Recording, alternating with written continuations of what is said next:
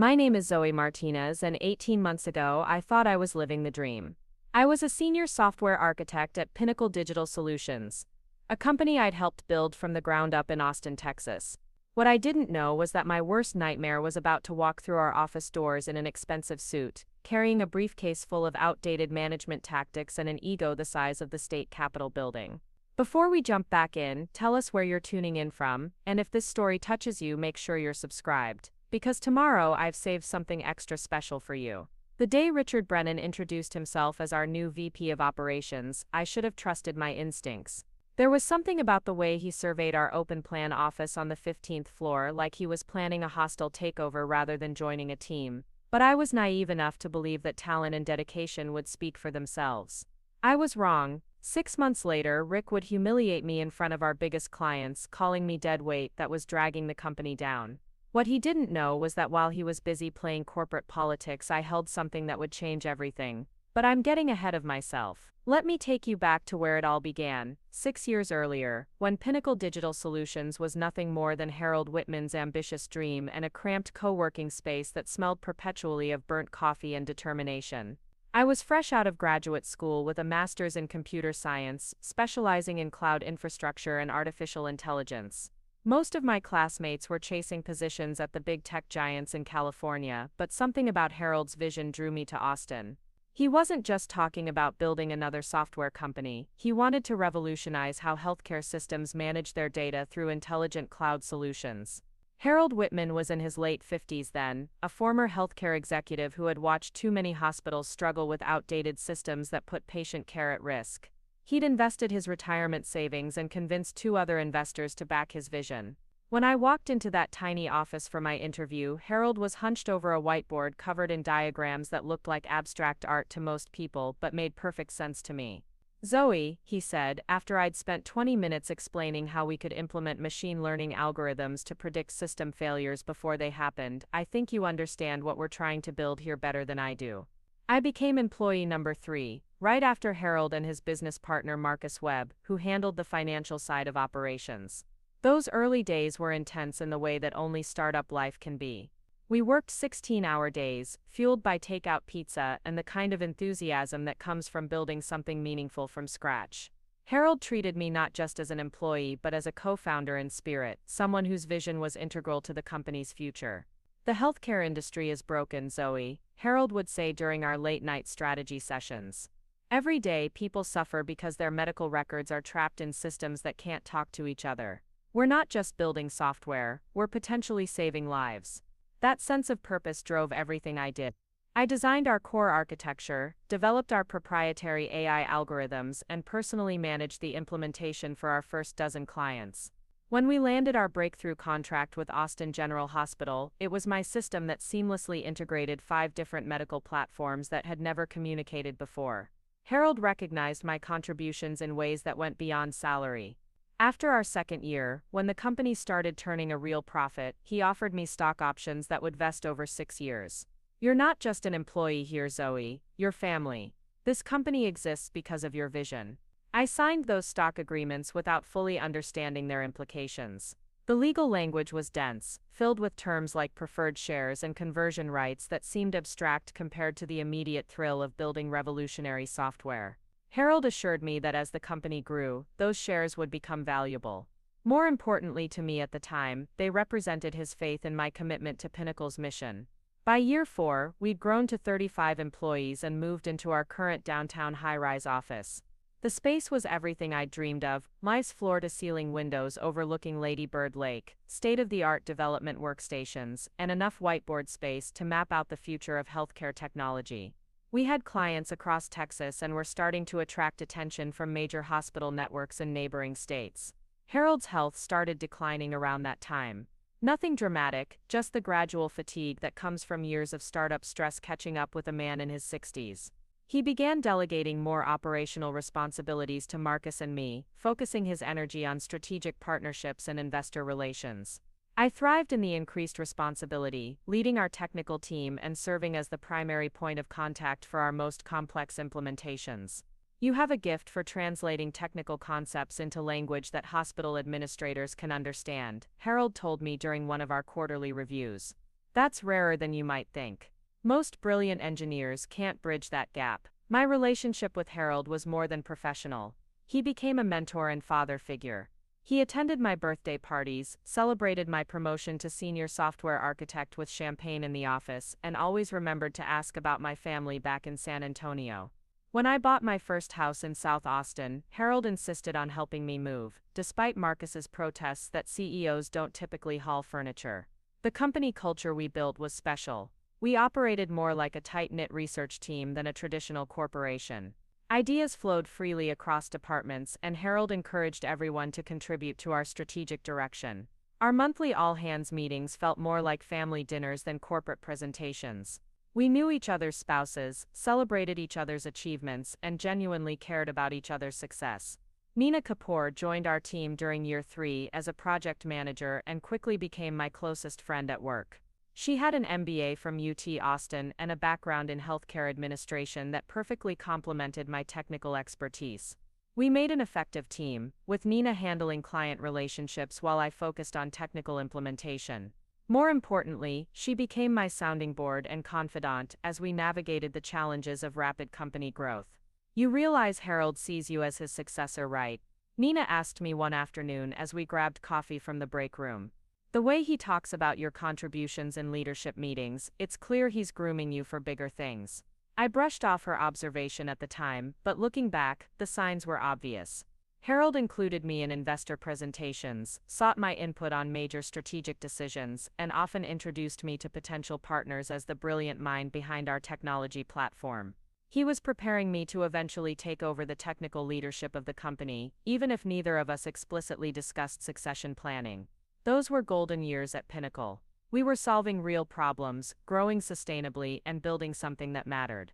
Our AI-powered system was preventing medical errors, reducing hospital readmission rates, and ultimately saving lives. Every successful implementation felt like a victory not just for our business but for patients who would receive better care because of our work. Harold's pride in what we'd built was evident in everything he did. He kept newspaper clippings about our major contract wins in his desk drawer and never missed an opportunity to brag about our team's achievements.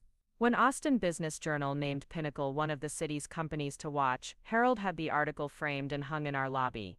6 years ago, this was just an idea on a whiteboard, he said during the celebration party. Today we're changing how healthcare works in Texas. And we're just getting started. The stock options I'd been granted were vesting gradually, but I barely paid attention to the quarterly statements that arrived in my email.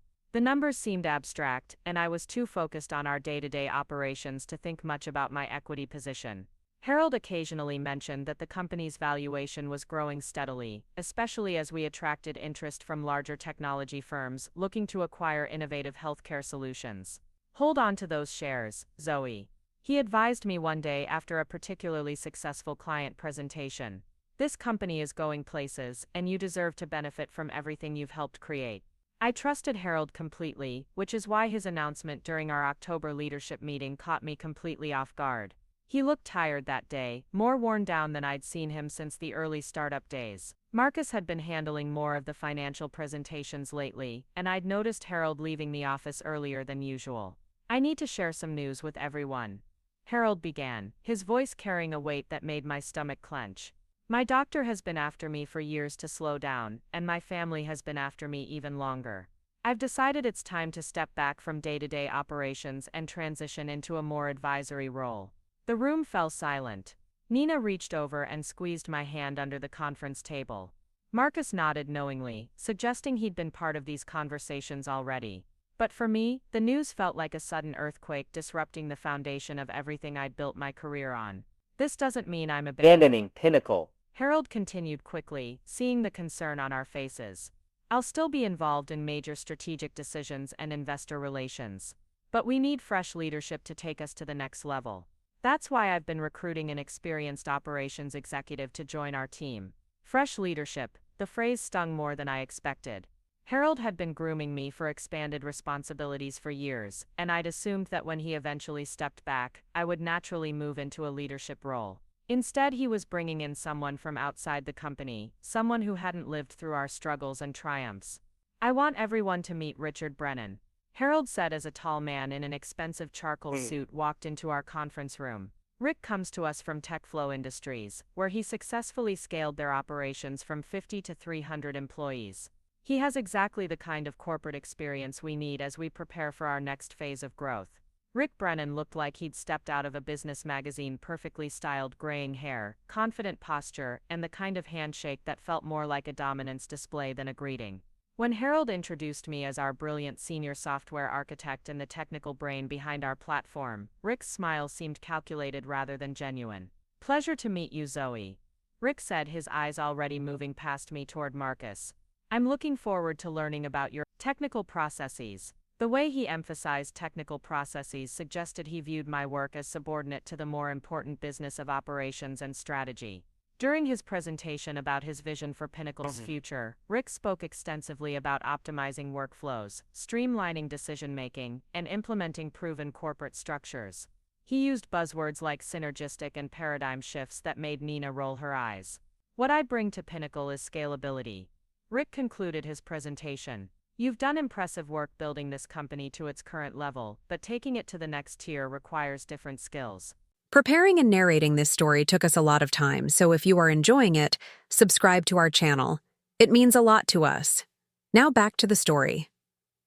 It requires someone who understands corporate dynamics and can make the tough decisions that growth demands. Harold beamed with approval, clearly convinced he'd found the perfect person to shepherd Pinnacle into its next chapter.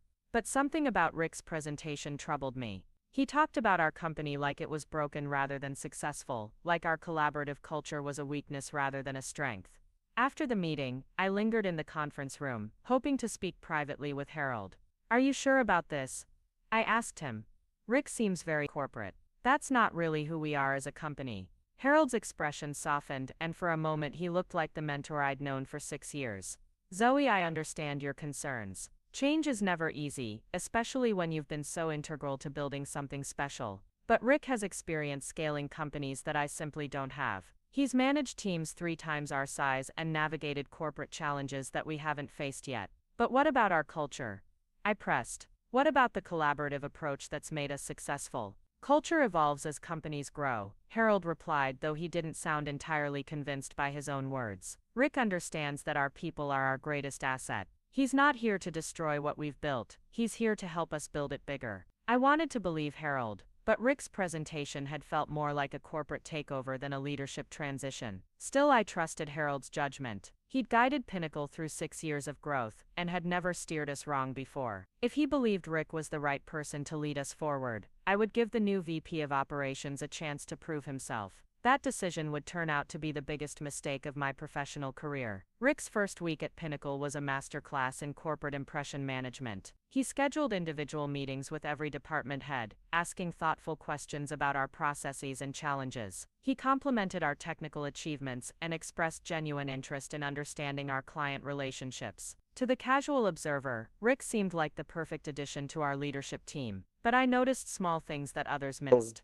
During his meeting with my development team, Rick's questions focused more on timelines and resource allocation than on the innovative aspects of our work. When I explained how our AI algorithms adapted to different hospital systems, his eyes glazed over with the look of someone humoring a child's explanation of their imaginary friend. "That's fascinating, Zoe," he said, when I finished describing our machine learning capabilities. "Of course, what really matters is whether we can deliver these solutions on schedule and within budget. Innovation is great, but execution is what drives revenue." Nina picked up on the subtle shift in office dynamics immediately. "He's mapping out territory," she told me during lunch at our favorite food truck outside the building. "Watch how he positions himself in meetings. He's establishing himself as Harold's voice, while Harold is still here." She was right. Within 2 weeks, Rick had inserted himself into every major decision-making process. Client calls that I'd previously handled directly now required Rick's approval. Technical specifications that I'd developed independently now needed to be reviewed by Rick's operations lens. Gradually, almost imperceptibly, Rick was positioning himself as the filter between Harold's vision and our execution. The changes started small. Rick implemented weekly progress reports that required each department to quantify their contributions in ways that had never been necessary before. Our informal communication style gave way to scheduled check-ins and status updates. The collaborative brainstorming sessions that had generated our best innovations were replaced by structured meetings with predetermined agendas. We need to bring more discipline to our processes, Rick announced during his first company-wide meeting. Pinnacle has achieved impressive results through passion and dedication, but sustainable growth requires systematic approaches to everything we do. Harold nodded approvingly from his seat at the conference table, clearly pleased with Rick's emphasis on structure and scalability. But I could see the confusion and concern on my colleagues' faces. We weren't a chaotic startup anymore. We were a successful company with proven systems and processes. Rick's discipline felt like a solution in search of a problem. The real tension began when Rick started questioning my technical decisions. During a presentation to Austin General Hospital about upgrading their system, Rick interrupted my explanation of our new predictive analytics features. "What Zoe means," Rick said, stepping forward with a condescending smile, "is that we're implementing industry-standard monitoring tools that will provide greater visibility into system performance." I stared at him, stunned. What I'd actually meant was that our proprietary AI could predict potential failures hours before they occurred, potentially preventing system crashes during critical medical procedures. Rick had reduced my breakthrough innovation to industry-standard monitoring tools. "Actually, Rick," I said carefully, "our predictive analytics go far beyond standard monitoring. We're using machine learning algorithms that I developed specifically for healthcare environments. They can identify patterns that traditional monitoring systems miss entirely." Rick's smile tightened. "Of course, Zoe. I was just translating your technical details into language our clients can understand better." The hospital's IT director looked between us with obvious confusion. "I'd like to hear more about these machine learning capabilities," he said. "That sounds like exactly what we need." For the next 20 minutes, I explained our system's advanced features while Rick stood beside me with barely concealed irritation. After the meeting, which resulted in a contract extension worth $200,000, Rick pulled me aside.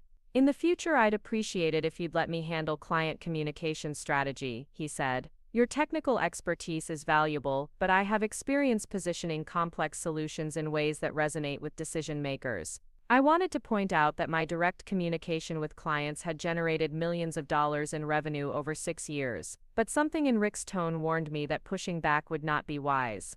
Instead, I nodded and returned to my desk, feeling unsettled in a way I couldn't quite articulate. Over the following weeks, Rick's interference in my work became more frequent and more intrusive. He questioned my project timelines, second-guessed my technical choices, and began requiring approval for decisions I'd been making independently for years. When I mentioned my concerns to Harold, he assured me that Rick was just trying to understand our operations better. "Give him time, Zoe," Harold said. "He's coming from a different corporate culture, but his heart is in the right place. Once he understands how we do things here, I'm sure you two will work together seamlessly." But Rick didn't seem interested in understanding how we did things at Pinnacle. Instead, he seemed determined to change how we did things to match his vision of proper corporate structure. The collaborative culture that had made our company special was being systematically dismantled, replaced by hierarchy and bureaucracy that felt foreign and stifling. The breaking point came during a leadership team meeting in December, 3 months after Rick's arrival. We were discussing our strategy for the following year, and I was presenting my ideas for expanding our AI capabilities to handle predictive maintenance for medical equipment. This technology could revolutionize how hospitals manage their critical systems, I explained, showing mock-ups of the interface I'd been developing. Instead of reactive maintenance that happens after equipment fails, we could predict failures weeks in advance and schedule maintenance during optimal times. Harold's eyes lit up with the same enthusiasm I'd seen during our early days. "Zoe, this could be huge. Medical equipment failures are one of the biggest operational challenges hospitals face." Rick leaned back in his chair, his expression skeptical. "It sounds interesting in theory," he said slowly, "but I'm concerned about scope creep. We're already stretching our development resources across multiple projects. Adding another ambitious initiative might compromise our ability to deliver on existing commitments." "This isn't scope creep," I replied, perhaps more sharply than I should have. "This is natural evolution of our core technology. The same AI algorithms that handle data integration can easily be adapted for equipment monitoring." "Easily adapted," Rick repeated, his tone suggesting he doubted my assessment. "In my experience, software projects that seem easy often turn out to be far more complex than originally anticipated." The dismissal in his voice sparked something defensive in me. Rick, with respect, this is my area of expertise. I've been developing healthcare AI systems for 6 years. I understand the complexity involved better than anyone. Rick's smile turned cold. Of course you do, Zoe. But understanding technical complexity and understanding business risk are different things. Sometimes the most technically brilliant people struggle with the broader operational picture. The room fell silent. Nina shifted uncomfortably in her seat. Marcus suddenly found his notepad fascinating. Harold looked between Rick and me with obvious concern, clearly not expecting this level of tension between his two key executives. I felt my face flush with anger and humiliation. Rick had just implied in front of the entire leadership team that I was too focused on technical details to understand business strategy. It was a subtle but devastating attack on my credibility and judgment. I think we should table this discussion for now, Harold said diplomatically. Rick raises valid points about resource management, and Zoe's innovation ideas deserve thorough consideration. Let's schedule a follow-up meeting to explore this further. After the meeting, I sat in my office staring at my computer screen without really seeing it. Rick's words echoed in my mind. Sometimes the most technically brilliant people struggle with the broader operational picture. It was a classic undermining tactic, praising my technical skills while questioning my business judgment. Nina appeared in my doorway with 2 cups of coffee. That was ugly, she said, settling into the chair across from my desk. Rick is showing his true colors. Harold hired him to bring corporate experience, I said, trying to convince myself as much as Nina. Maybe he has a point about resource allocation. Zoe, you've been making resource allocation decisions for years, and they've all been successful. Rick has been here 3 months and thinks he understands our business better than you do. Nina shook her head. This isn't about business judgment, this is about power. I knew Nina was right, but I also knew that Harold trusted Rick's experience. Fighting against Rick would mean challenging Harold's judgment, something I was reluctant to do after 6 years of mutual respect and collaboration. What I didn't realize was that Rick was just getting started. The December leadership meeting wasn't a power struggle, it was a declaration of war, and I was about to learn just how brutal corporate warfare could be. The new year brought changes that transformed Pinnacle Digital Solutions from the inside out. Rick's influence spread through the company like digital kudzu, choking out the organic growth patterns that had made us successful. What started as subtle shifts in December evolved into systematic restructuring that left me questioning my place in the company I'd helped create. January began with Rick's announcement of new efficiency protocols during our first all-hands meeting of the year. The casual atmosphere of our monthly gatherings disappeared, replaced by a formal presentation complete with PowerPoint slides and corporate jargon that would have been laughable 6 months earlier. Moving forward, we'll be implementing standardized project management frameworks across all departments, Rick declared from the front of our main conference room. This will eliminate redundancies, improve accountability, and ensure consistent delivery timelines. I watched my development team's faces as Rick outlined requirements for daily status reports, weekly milestone reviews, and monthly performance assessments. These were talented engineers who thrived on creative problem-solving, not bureaucratic box-checking. The confusion in their eyes reflected my own growing alarm at the direction our company was heading. Derek Foster from HR sat beside Rick, nodding enthusiastically at each procedural change.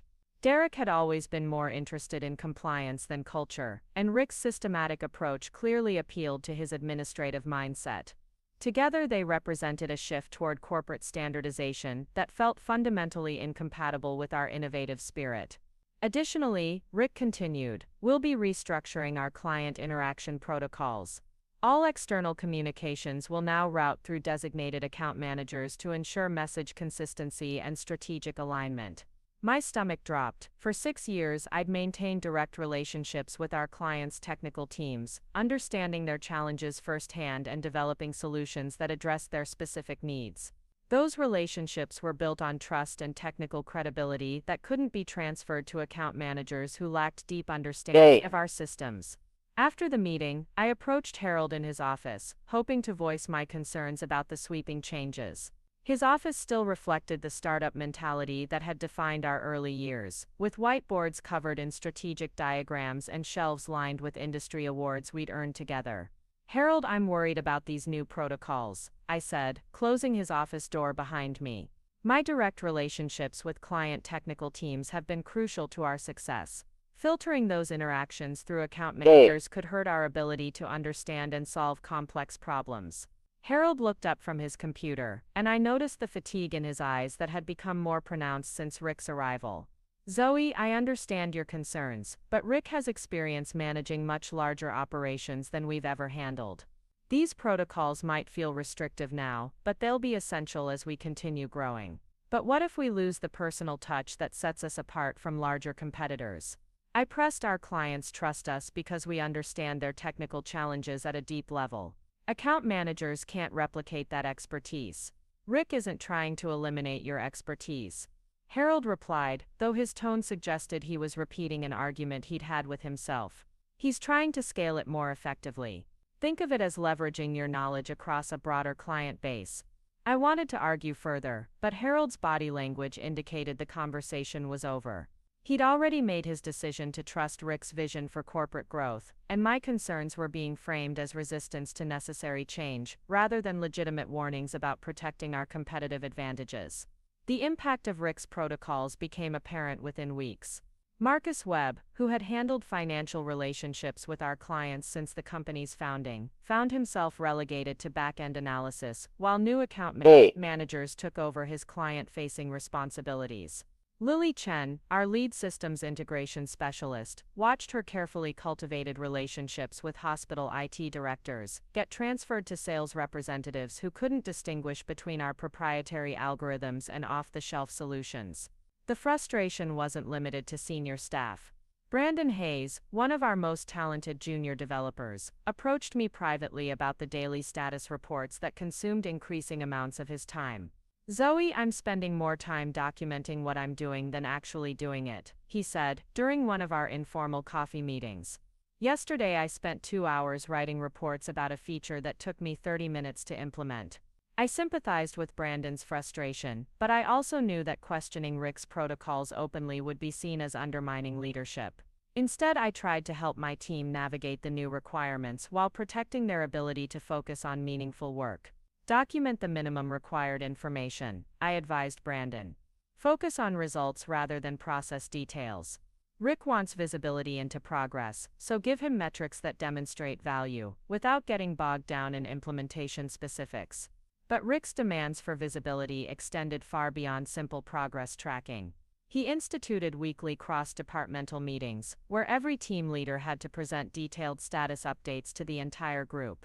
These sessions, which Rick called alignment meetings, quickly devolved into performative presentations that consumed hours of preparation time for minimal actual coordination benefit.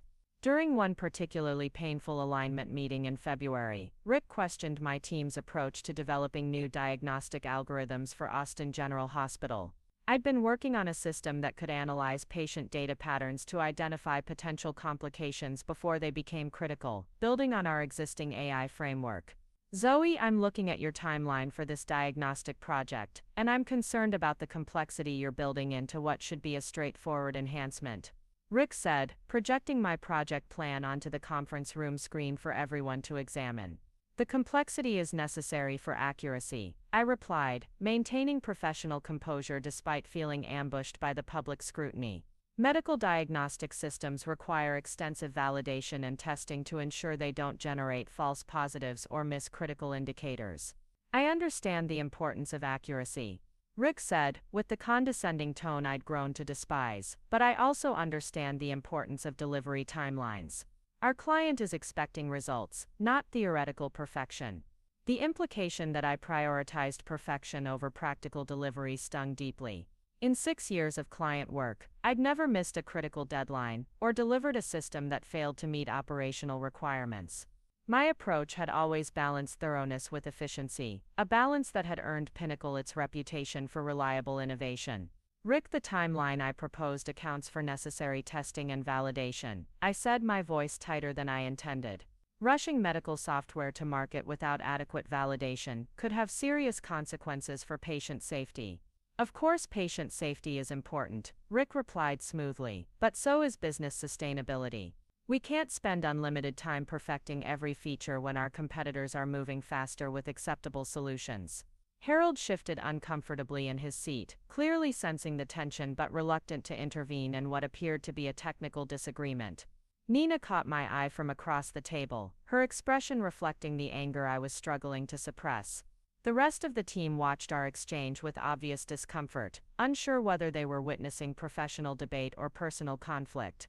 Rick's criticism wasn't just about project timelines, it was about establishing a pattern of public doubt regarding my judgment and capabilities. By questioning my decisions in front of the entire leadership team, he was systematically undermining my credibility, while positioning himself as the voice of practical business sense. The pattern accelerated throughout February and March. Rick found reasons to question my technical recommendations during client presentations, often suggesting simpler alternatives that demonstrated his misunderstanding of our system's sophistication. He delayed approval for resources I needed to complete projects, then expressed concern about timeline slippage that resulted from those delays. Most frustratingly, he began scheduling meetings about my projects without including me, making decisions about technical implementation without consulting the person who understood the technology best. The breaking point in this escalating pattern came during a crucial presentation to Memorial Healthcare Network, a major hospital system that represented our largest potential contract to date. I'd spent months developing a comprehensive proposal for overhauling their patient data management infrastructure, incorporating advanced AI capabilities that would streamline everything from admission processing to discharge planning. The presentation was scheduled for a Thursday morning in March, and I'd prepared extensively with detailed technical demonstrations and ROI projections that showed how our system would improve both patient outcomes and operational efficiency. Memorial's evaluation team included their CIO, Chief Medical Officer, and several department heads who understood the complexity of hospital technology integration. On Wednesday afternoon, Rick appeared in my office with an unexpected announcement. "Zoe, I've been reviewing your presentation for tomorrow, and I think we need to make some adjustments to better align with Memorial's business priorities." I looked up from my preparation notes, surprised by his sudden involvement. "What kind of adjustments?" The presentation covers all the technical requirements they specified in their RFP. "The technical content is comprehensive," Rick said, settling into the chair across from my desk without invitation, "but I'm concerned it might overwhelm their decision-makers with unnecessary complexity. Healthcare executives respond better to clear business value propositions than detailed technical specifications." "Rick, I've been working with healthcare executives for 6 years," I replied, my patience wearing thin. "They need to understand our technical capabilities to make informed decisions about infrastructure investments." "Of course they do," Rick agreed with false conciliation. "But there's a difference between demonstrating capabilities and getting lost in technical weeds. I'd like to restructure the presentation to lead with business outcomes and support those outcomes with selected technical highlights." What Rick was proposing wasn't restructuring, it was gutting. The technical demonstrations were the heart of our competitive advantage, showing Memorial exactly how our AI systems would integrate with their existing infrastructure and deliver measurable improvements. Reducing those demonstrations to selected technical highlights would eliminate our ability to differentiate ourselves from competitors with inferior technology. "I appreciate your concern about messaging," I said carefully, "but this presentation showcases innovations that no other vendor can match." Memorial's technical team specifically requested detailed demonstrations of our machine learning capabilities. Rick's expression hardened slightly. "Zoe, I've attended presentations to healthcare executives at companies much larger than Memorial. Trust me when I say that decision makers at this level care more about ROI than..." The dismissive tone triggered something defensive in me. Memorial's CIO has a computer science background. Their chief medical officer published papers on healthcare informatics. These aren't executives who need technical concepts dumbed down for their comprehension. "I'm not suggesting we dumb anything down," Rick replied, his voice taking on the edge that appeared whenever his expertise was questioned. "I'm suggesting we present our capabilities in a framework that resonates with business decision makers." Our conversation continued for another 20 minutes, with Rick insisting on changes that would fundamentally alter the presentation's focus, and me defending the approach that had won us every major contract over the past 6 years. Eventually, Harold appeared in my office doorway, drawn by the raised voices that had become audible throughout our open office space. "Is everything okay in here?" Harold asked, though his concerned expression suggested he already knew the answer. We're just discussing presentation strategy for tomorrow, Rick said smoothly, immediately moderating his tone. I was sharing some insights about executive communication that might help Zoe connect better with Memorial's leadership team. Harold looked between us, clearly sensing tension but unsure how to address it without taking sides. Memorial is a crucial opportunity for us, he said diplomatically. I'm confident that Zoe's technical expertise and Rick's business perspective will complement each other well. After Harold left, Rick's facade of collaborative discussion disappeared entirely. Look, Zoe, I'm trying to help you succeed here, but you need to be more receptive to feedback. Your technical skills are obviously strong, but presenting to C-level executives requires different skills than coding algorithms. The implication that I lacked presentation skills was particularly insulting given my track record of successful client engagements. Rick, I've personally presented to the leadership teams of every major client we've acquired. My approach has generated millions of dollars in revenue for this company. Past success doesn't guarantee future results, Rick replied with a shrug. The healthcare market is evolving, and so are the expectations of healthcare executives. What worked before might not work at the scale we're trying to achieve. That evening, I stayed late in the office wrestling with Rick's demands for presentation changes that I believed would undermine our competitive position. Nina found me there around 8 o'clock, still staring at my laptop screen and the comprehensive technical demonstration I'd spent weeks perfecting. You look like someone killed your favorite project, Nina said, settling into the chair Rick had vacated hours earlier. Rick wants me to gut tomorrow's presentation, I explained, summarizing our afternoon confrontation. He thinks Memorial's executives will be overwhelmed by technical details.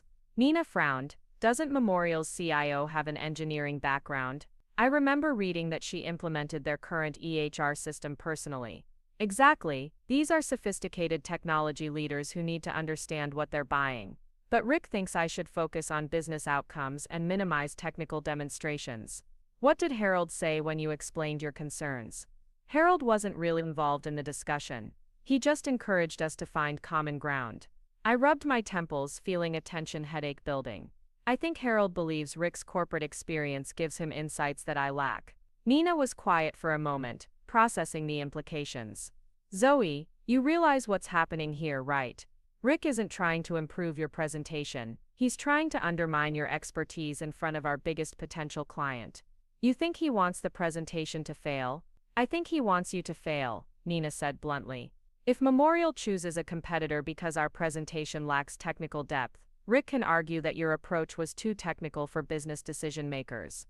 If they choose us despite a watered-down presentation, Rick can claim credit for improving your messaging. The cynical calculation Nina described made my stomach clench, but it explained Rick's behavior better than any genuine concern for presentation effectiveness. Either way the Memorial meeting went, Rick would position himself as the business-savvy executive who understood client needs better than the technical specialist who'd been working with healthcare clients for years. I made a decision that would define the trajectory of my relationship with Rick and ultimately determine my future at Pinnacle. I'm not changing the presentation, I told Nina. Memorial deserves to see what our technology can actually do, not some sanitized business overview that any consulting firm could deliver. Are you sure? Rick seems pretty invested in this. Rick has been here 4 months. I've been building relationships with healthcare clients for 6 years. I know what works, and I know what Memorial needs to see. I closed my laptop with newfound resolve. If Rick wants to undermine my approach, he can do it after I demonstrate why Pinnacle's technology is superior to every competitor in the market. Thursday morning arrived with the crisp clarity that sometimes accompanies pivotal moments. I arrived at the office early to run through my presentation one final time, ensuring that every demonstration would showcase our AI capabilities in ways that highlighted both technical sophistication and practical business value. Rick appeared in the conference room 30 minutes before Memorial's team was scheduled to arrive, carrying a tablet and wearing the expression of someone preparing for battle. Zoe, I hope you reconsidered our conversation yesterday. This presentation is too important to let perfectionist instincts compromise our messaging. The presentation is ready, I replied simply, not wanting to escalate tensions before our clients arrived. Memorial's evaluation team included exactly the kind of sophisticated technology leaders I'd expected. Dr. Sarah Williams, their chief medical officer with a background in medical informatics. Jennifer Kim, their CIO with 15 years of healthcare IT experience.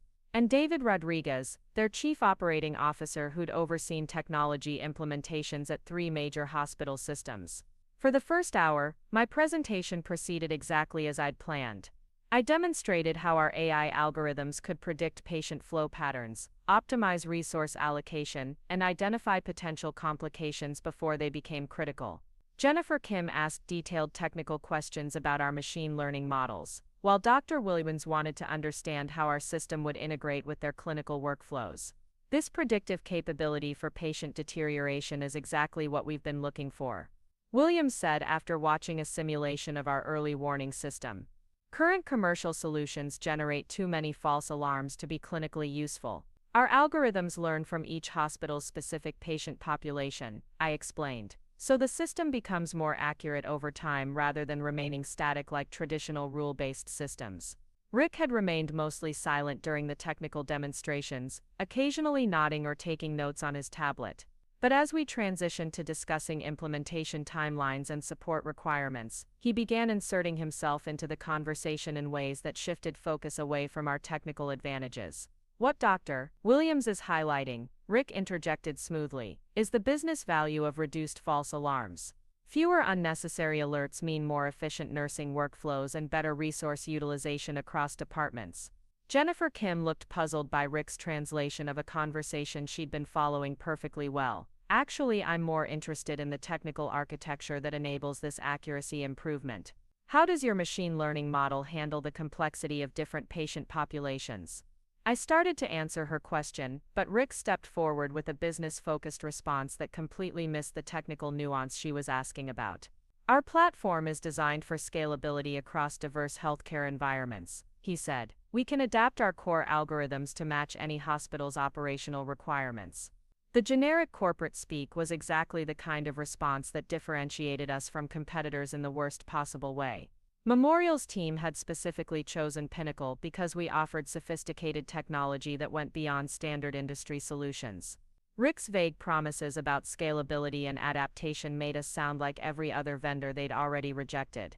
For the next 20 minutes, Rick continued interrupting my technical explanations with business translations that demonstrated his fundamental misunderstanding of both our technology and Memorial's evaluation criteria. When David Rodriguez asked about our system's ability to handle complex multi-department workflows, Rick launched into a speech about change management and user adoption that had nothing to do with the technical architecture question.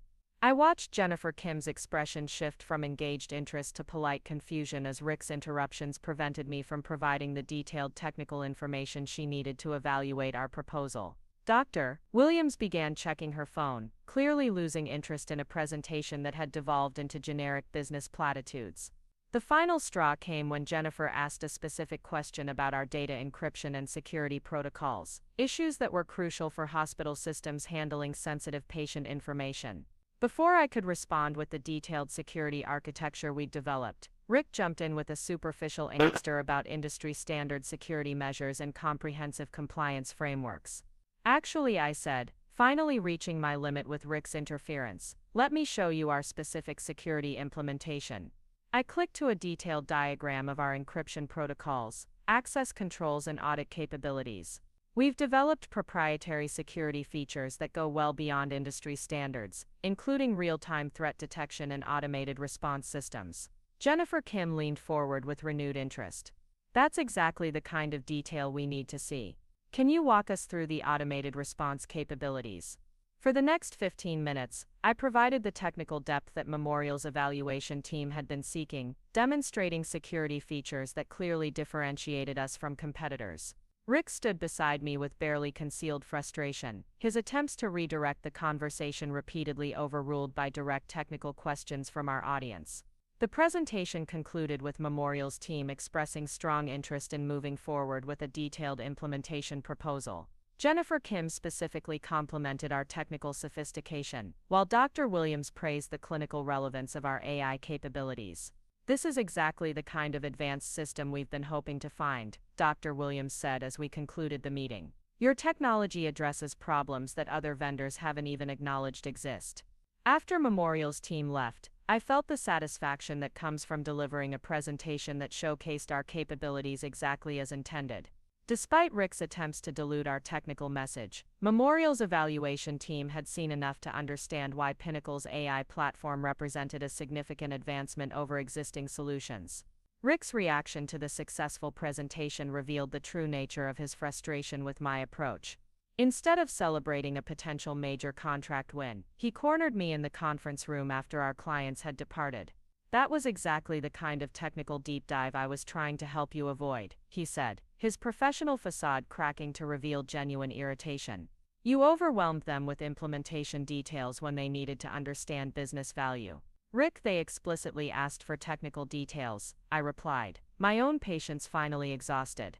"Jennifer Kim has an engineering background. Dr. Williams researches medical informatics. These aren't executives who need technology concepts simplified for their comprehension. Every client says they want technical details." Rick shot back, "But decision makers ultimately care about outcomes, not algorithms. You spent 45 minutes discussing encryption protocols when you could have been building consensus around business benefits." The criticism was so fundamentally wrong that I struggled to respond diplomatically. Memorial's evaluation team had spent the entire presentation asking technical questions because they needed to understand our capabilities to make an informed purchasing decision. Rick's insistence on focusing on business outcomes while minimizing technical substance would have eliminated our primary competitive advantage. Memorial specifically chose to meet with us because of our technical capabilities, I said slowly, trying to maintain professional composure. If they wanted generic business presentations, they would have selected a consulting firm instead of a technology company. "You're missing the point," Rick replied, his voice rising with frustration. "Technical capabilities don't matter if you can't communicate their value in language that resonates with decision makers." The accusation that I couldn't communicate effectively with decision makers was the final insult in a series of increasingly personal attacks on my professional capabilities. For 6 years, I'd successfully communicated with healthcare executives across Texas, building relationships that had generated consistent revenue growth for Pinnacle. "Rick, I've been communicating with healthcare decision makers since before you knew Pinnacle existed," I said, abandoning any pretense of diplomatic language. "My approach has won us every major contract we've signed. Past performance doesn't predict future success." Rick replied with the kind of corporate cliché that's substituted for actual argument. "The healthcare market is evolving, and our competition is getting more sophisticated. We can't rely on technical superiority alone when other factors influence purchasing decisions." The conversation was rapidly approaching the kind of open conflict that would require Harold's intervention, something I wanted to avoid given his obvious preference for Rick's corporate perspective. Instead of continuing the argument, I gathered my presentation materials and headed for the door. "Where are you going?" Rick called after me. "To follow up with Memorial's technical team," I replied without turning around. "Someone needs to provide the detailed implementation information they requested." The following week brought news that Memorial Healthcare Network had selected Pinnacle for their infrastructure overhaul, a contract worth $1.2 million over 2 years. Jennifer Kim specifically mentioned our technical presentation in her selection rationale, noting that our AI capabilities and security features had distinguished us from competitors who offered more generic solutions. Rather than celebrating my successful approach, Rick used Memorial's contract win to argue for expanded oversight of client presentations. During our next leadership meeting, he proposed new presentation review protocols that would require advance approval for all technical content shared with potential clients. The Memorial success demonstrates the importance of coordinated messaging. Rick announced to the leadership team, "Moving forward, we need to ensure that all client presentations align with our strategic positioning and business objectives." Harold nodded approvingly, clearly viewing Rick's proposal as a logical extension of the efficiency protocols that had been implemented throughout the company. "Coordination is important as we scale," Harold agreed. "We can't have different departments presenting conflicting messages to the same clients." I looked around the conference table at colleagues who'd been presenting to clients successfully for years, wondering if anyone else recognized the fundamental problem with Rick's proposal. Technical presentations required deep expertise that couldn't be adequately reviewed by someone who lacked understanding of the underlying technology. Rick, technical presentations often require real-time adaptation based on client questions, I said carefully. Pre-approved content can't address specific technical concerns that emerge during discussions. That's exactly why we need better preparation. Rick replied smoothly. If we anticipate potential questions and develop approved responses in advance, we can maintain message consistency while still addressing client concerns.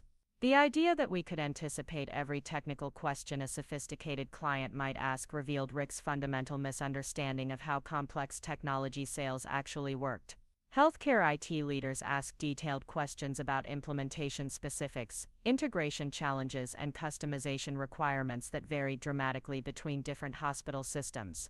What happens when clients ask questions that weren't anticipated in our prepared responses?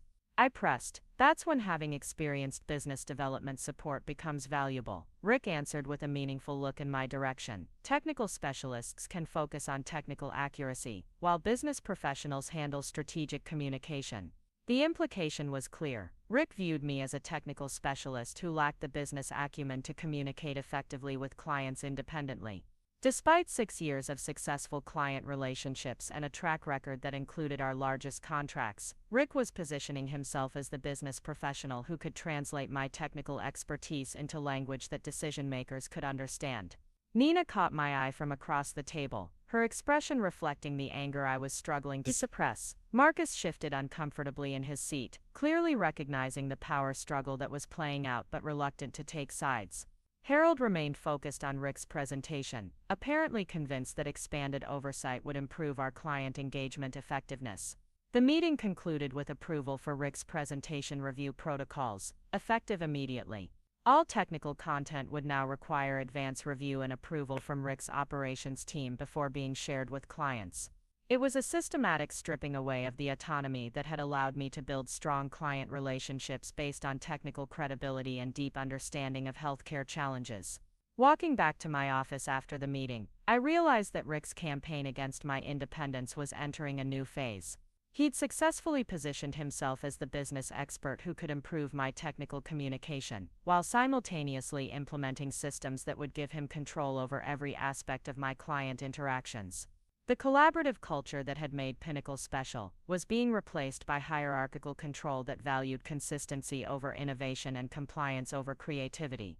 Rick was transforming our company into the kind of corporate environment I'd joined Pinnacle to avoid, and Harold was supporting every change in the name of professional growth and scalability. What I didn't yet understand was that Rick's systematic undermining of my autonomy was building towards something much worse than bureaucratic frustration. He was creating conditions for a public humiliation that would test not just my professional resilience but my fundamental sense of self-worth. The presentation review protocols proved to be exactly as restrictive as I'd feared, transforming client preparation from collaborative strategizing into bureaucratic approval seeking that consumed enormous amounts of time while adding no actual value. Every technical demonstration required documentation, justification, and modification based on Rick's vision of appropriate business messaging. My frustration with these constraints reached a breaking point during preparation for a presentation to Texas Medical Center, a prestigious hospital system whose technology leadership included some of the most sophisticated healthcare IT professionals in the region. I developed a comprehensive demonstration of our latest AI diagnostic capabilities, showcasing innovations that represented months of development work. Rick's review of my presentation materials resulted in a demand to eliminate most of the technical demonstrations in favor of generic business benefits that any competitor could claim. When I objected that Texas Medical Center's evaluation team specifically wanted to see detailed technical capabilities, Rick dismissed my concerns with the same condescending tone that had become his default response to my professional judgment. "Zoe, you need to trust my experience with executive communication," he said during our review meeting. "Technical depth impresses engineers, but purchase decisions are made by business leaders who care about outcomes, not implementation details." The constant questioning of my professional judgment was wearing down my confidence in ways I hadn't anticipated. After 6 years of successful client relationships, I found myself second-guessing presentation approaches that had consistently won contracts. Rick's systematic criticism was creating doubt about capabilities I'd never questioned before. The erosion of my professional confidence was accelerated by Rick's habit of scheduling client strategy meetings without including me, then making decisions about technical positioning that demonstrated his misunderstanding of our capabilities. When I discovered that he'd promised Texas Medical Center implementation timelines that were technically impossible, I faced a choice between publicly contradicting Rick or allowing unrealistic expectations to damage our client relationship. Rick, the timeline you discussed with Texas Medical Center doesn't account for the integration complexity their legacy systems will require, I explained during a private meeting in his office. Promising 6-month implementation for their diagnostic AI integration could set us up for failure. 6 months is an aggressive timeline, Rick acknowledged, but aggressive timelines drive focus and efficiency. If we tell clients that implementation will take 12 months, they'll assume we're padding the schedule for comfort. I'm not padding the schedule for comfort, I replied, my frustration evident. I'm accounting for the technical realities of integrating machine learning systems with 40-year-old hospital infrastructure. Rick leaned back in his chair with the expression of someone explaining basic concepts to a child. Zoe, in my experience, technical teams always overestimate implementation complexity. When you're forced to deliver on aggressive timelines, you find ways to streamline processes that seemed essential but were actually optional. The suggestion that I routinely overestimated technical complexity was particularly insulting given my track record of delivering projects on schedule and within budget. Rick was implying that my professional estimates were inflated by perfectionism rather than grounded in realistic assessment of technical requirements. Rick, I've delivered every project I've ever promised on time and within scope, I said, my voice tighter than I intended. My timeline estimates are based on 6 years of implementation experience with healthcare systems. I'm not questioning your technical abilities. Rick replied with false reassurance. I'm questioning whether your technical perspective always aligns with business priorities. Sometimes good enough on time is better than perfect too late. The implication that I prioritized perfection over practical delivery was becoming Rick's standard criticism whenever I raised concerns about unrealistic expectations or insufficient resources. He was systematically undermining my credibility by framing my technical expertise as a liability rather than an asset. Our conflicts over client commitments, presentation content, and resource allocation created an atmosphere of constant tension that affected not just our working relationship but the entire company culture. Harold began scheduling separate meetings with Rick and me rather than including us both in strategic discussions, clearly hoping to avoid the open conflicts that had become routine whenever we disagreed about technical or business priorities. The isolation from strategic decision-making felt like a betrayal of the collaborative relationship I'd enjoyed with Harold for 6 years. Instead of being consulted about technical strategy, I was being informed about decisions that had been made without input from the person who understood our technology capabilities best. Nina noticed the change in my demeanor and tried to provide support during our increasingly frequent coffee meetings outside the office. "You're letting Rick get to you," she observed during one particularly difficult week in April. "He's making you doubt yourself in ways that aren't healthy or accurate." "Maybe he has valid points about my business perspective," I replied, surprised to hear myself defending Rick's criticism. "Harold hired him because he has corporate experience that I lack." "Zoe, Rick doesn't have corporate experience with healthcare technology companies," Nina pointed out. "He has experience with generic business operations that may not apply to our industry or our culture." Nina was right, but Rick's constant questioning had created enough doubt that I found myself wondering whether my resistance to his changes reflected professional wisdom or personal stubbornness. The collaborative culture I'd thrived in was disappearing, replaced by hierarchical decision-making that valued compliance over innovation. The cumulative effect of months of systematic undermining was exactly what Rick had intended. I was becoming less confident, less assertive, and more willing to defer to his judgment, rather than fight battles that seemed increasingly futile. He was transforming me from a confident technical leader into a defensive specialist who questioned her own expertise. What I didn't realize was that Rick's campaign of professional undermining was building toward a public humiliation designed to eliminate me as an obstacle to his vision for Pinnacle's future. The stage was being set for a confrontation that would test not just my professional resilience but my fundamental understanding of my value to the company I'd helped create. The spring months brought an unexpected opportunity that would test every relationship and assumption I'd built over 6 years at Pinnacle. Dr. Elena Vasquez, the newly appointed Chief Technology Officer at Houston Methodist Hospital, had heard about our AI diagnostic capabilities through industry connections and requested a comprehensive evaluation of our platform for their entire hospital network. Houston Methodist represented the kind of transformational contract that could establish Pinnacle as the dominant healthcare AI provider in Texas. Their network included 7 major hospitals, dozens of outpatient facilities, and over 15,000 employees. More importantly, Dr. Vasquez had a reputation as one of the most influential healthcare technology leaders in the Southwest, with the kind of industry connections that could generate referrals worth tens of millions of dollars. Harold was practically vibrating with excitement when Dr. Vasquez's team reached out through our business development channels. "This could be the contract that takes us to the next level," he told me during a private meeting in his office. Houston Methodist's endorsement would open doors throughout the entire region. I shared Harold's enthusiasm, but I also understood the complexity of what Dr. Vasquez was requesting. Houston Methodist wanted a complete overhaul of their diagnostic support systems, integrating our AI platform with existing electronic health records, laboratory systems, imaging platforms, and clinical workflow management tools. The technical scope was enormous, requiring months of careful planning and coordination across multiple hospital departments. "I want you to lead this engagement personally," Harold continued. Dr. Vasquez specifically asked about our technical leadership, and your reputation in the healthcare AI community was a major factor in their decision to evaluate our platform. The vote of confidence felt like validation after months of having my expertise questioned and my judgment undermined. Harold was entrusting me with our most important opportunity, recognizing that my technical credibility and industry relationships were crucial assets for Pinnacle's continued growth.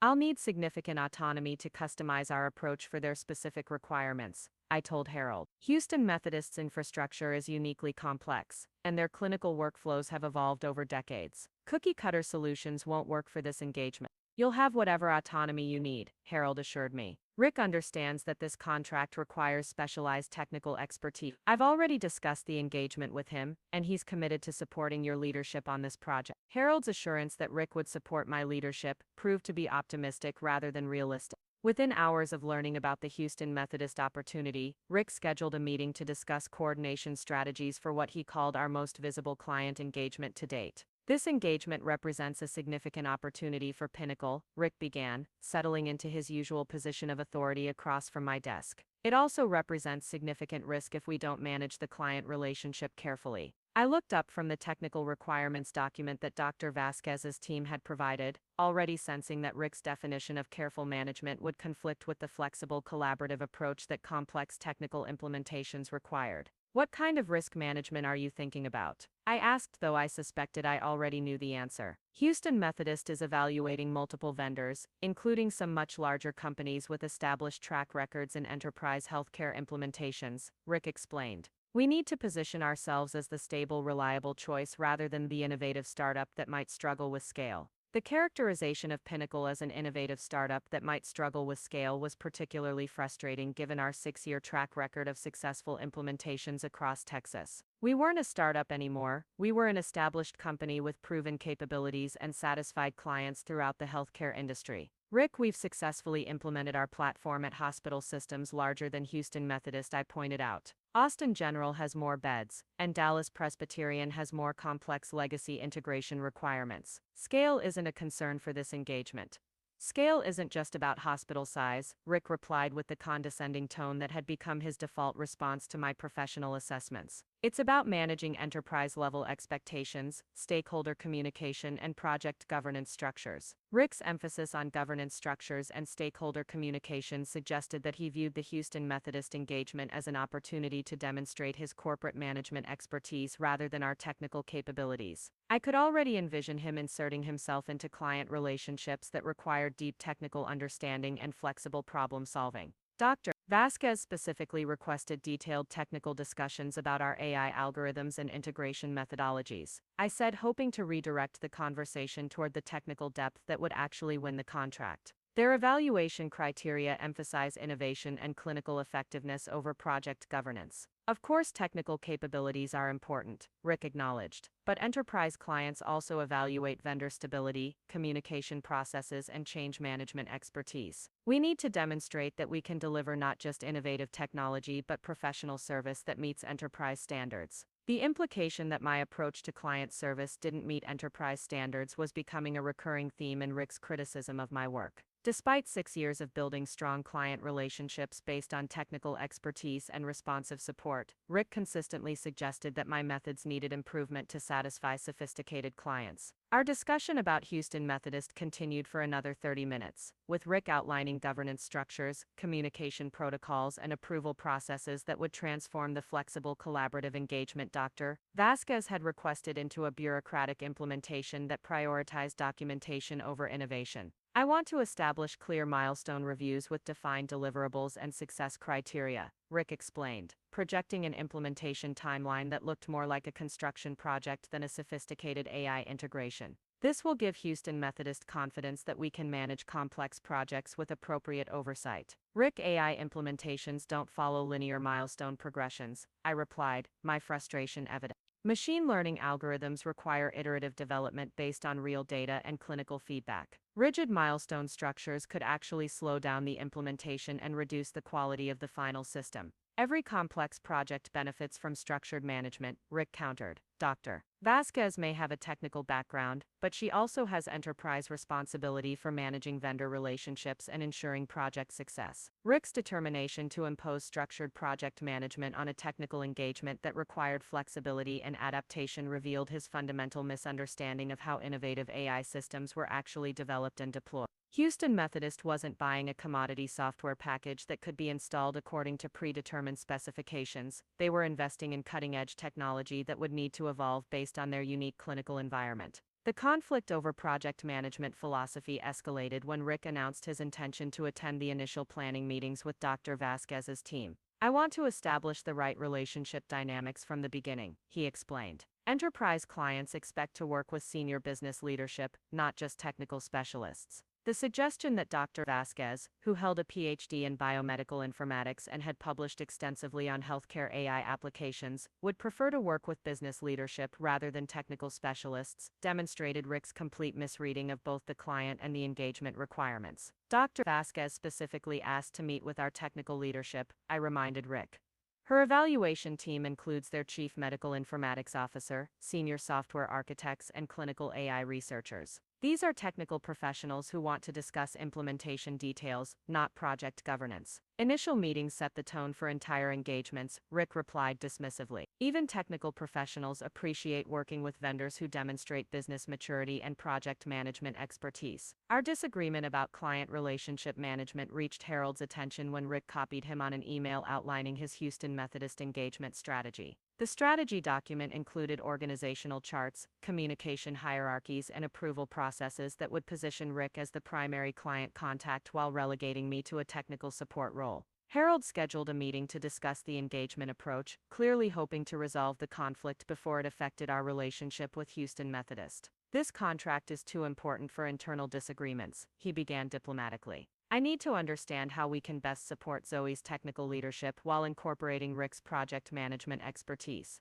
I'm not trying to undermine Zoe's technical role, Rick said with practiced sincerity. I'm trying to ensure that we present a professional, coordinated front to our most important client. Enterprise engagements require different management approaches than our typical implementation. Harold nodded thoughtfully, apparently convinced by Rick's emphasis on professional presentation and enterprise management standards. What are your concerns, Zoe? My concern is that Dr. Vasquez requested technical depth and innovation, not corporate project management, I replied. Their evaluation criteria emphasize our AI capabilities and clinical integration expertise. Bureaucratic oversight could actually hurt our competitive position. Bureaucratic oversight is exactly the wrong characterization, Rick interjected. I'm talking about professional project management that gives clients confidence in our ability to deliver complex implementations on schedule and within budget. Harold was clearly torn between Rick's appeals to professional standards and my emphasis on technical requirements. After several minutes of discussion that resolved nothing, he proposed a compromise that satisfied neither of our approaches while creating additional complexity. Why don't you both attend the initial planning meetings?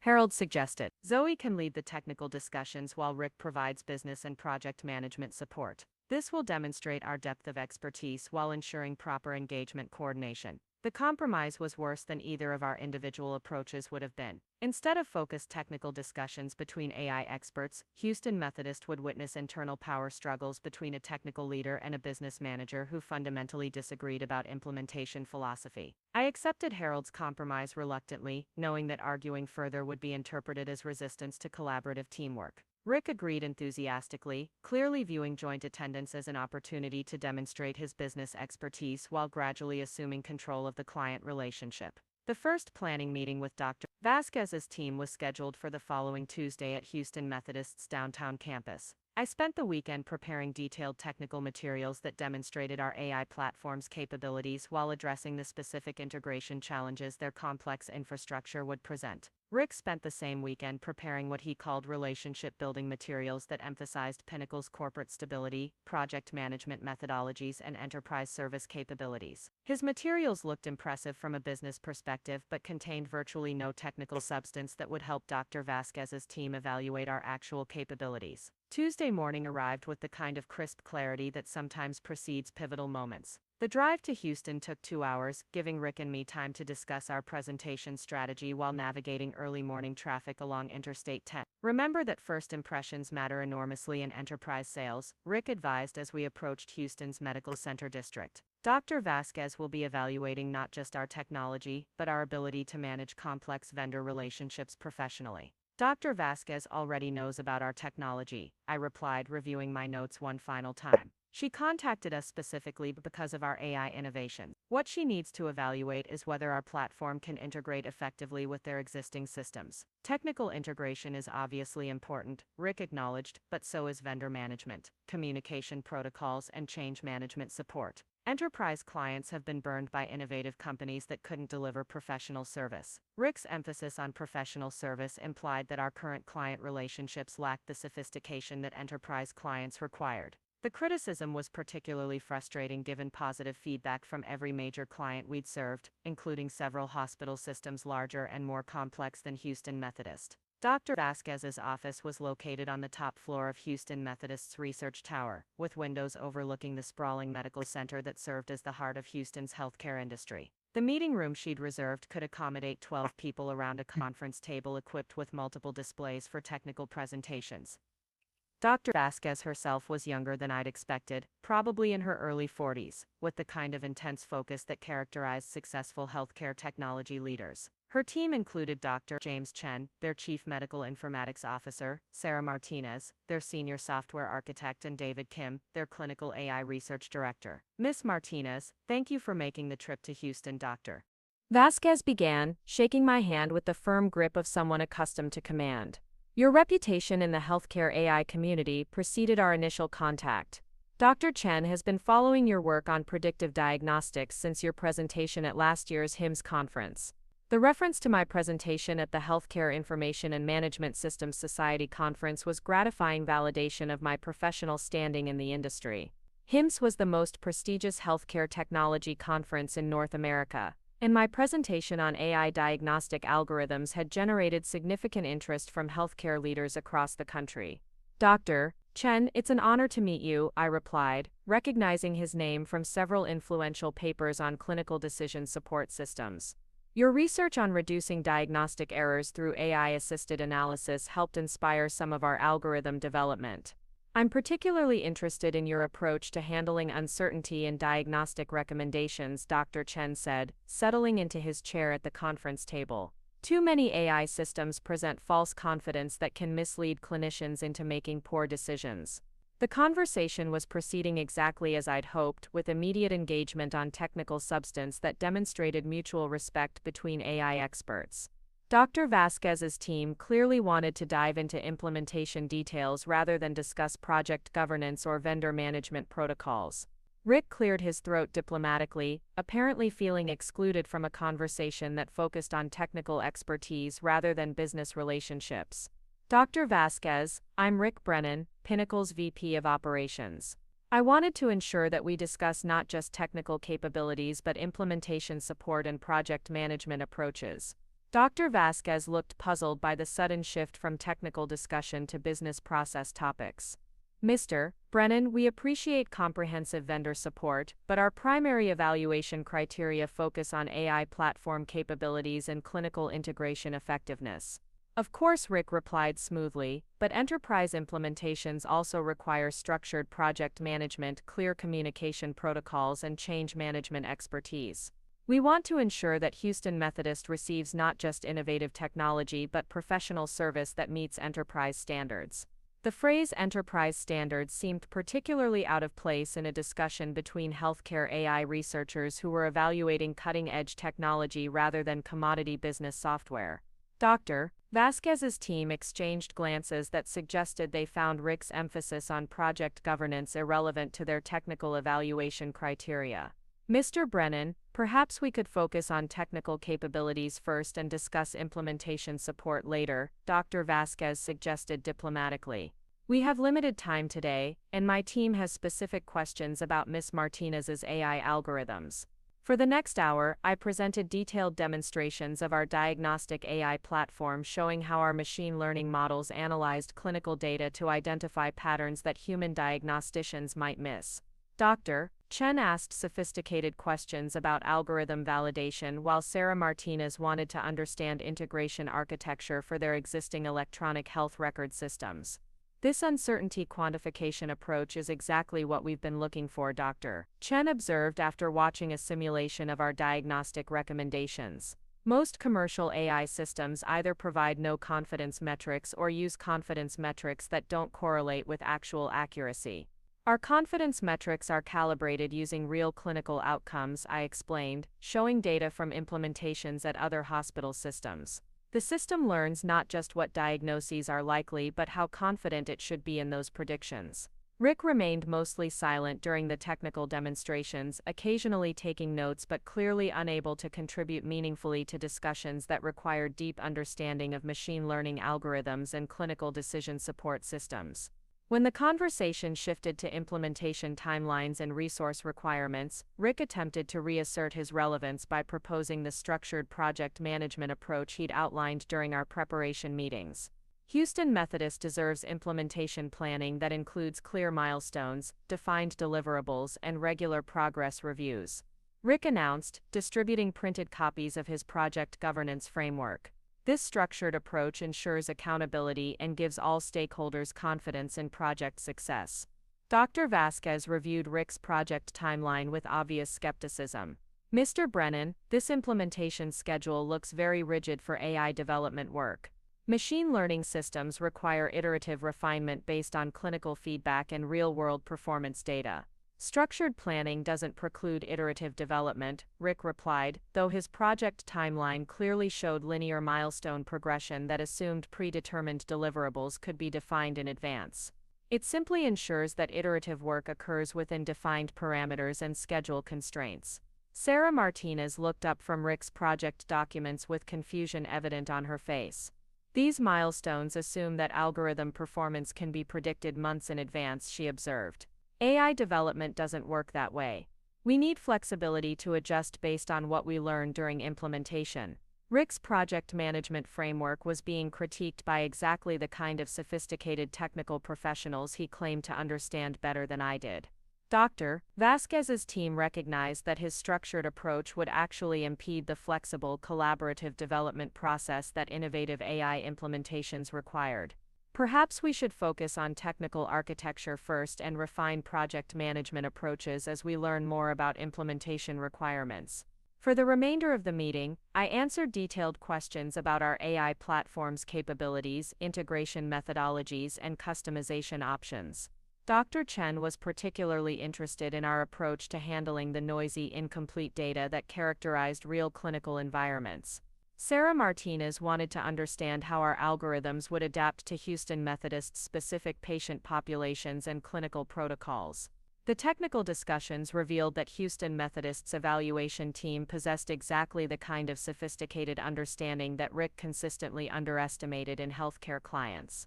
They asked questions that required deep expertise to answer, engaged with complex algorithmic concepts, and demonstrated clear appreciation for the innovative aspects of our platform.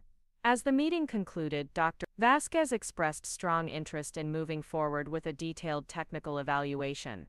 Ms. Martinez, we'd like to schedule follow-up sessions with our clinical teams to explore specific use cases for your diagnostic AI platform, she said.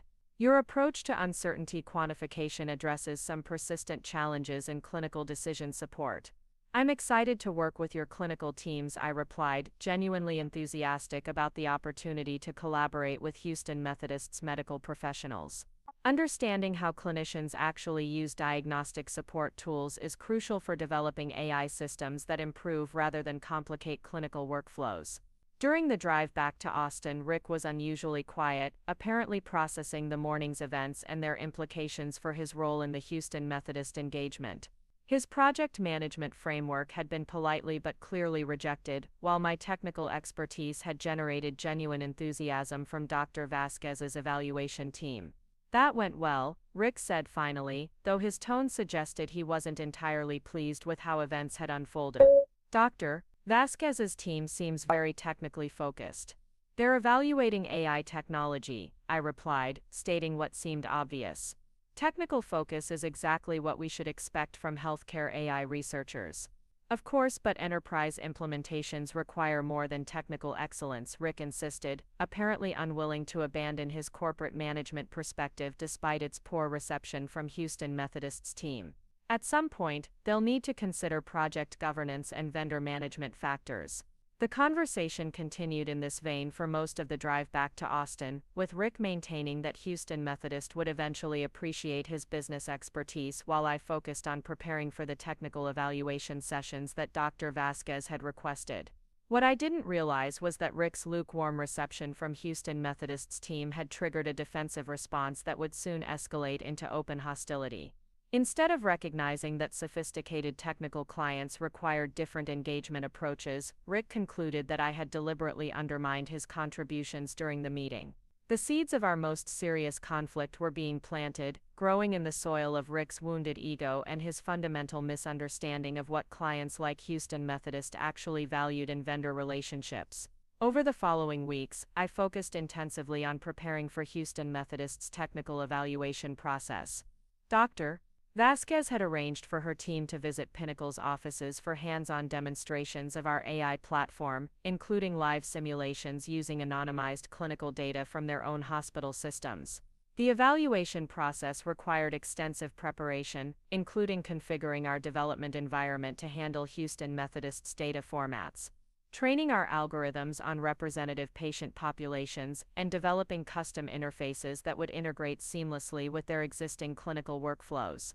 Nina helped coordinate the logistical aspects of Houston Methodist's visit, while I worked 16-hour days refining our AI demonstrations to showcase capabilities that would directly address their clinical challenges.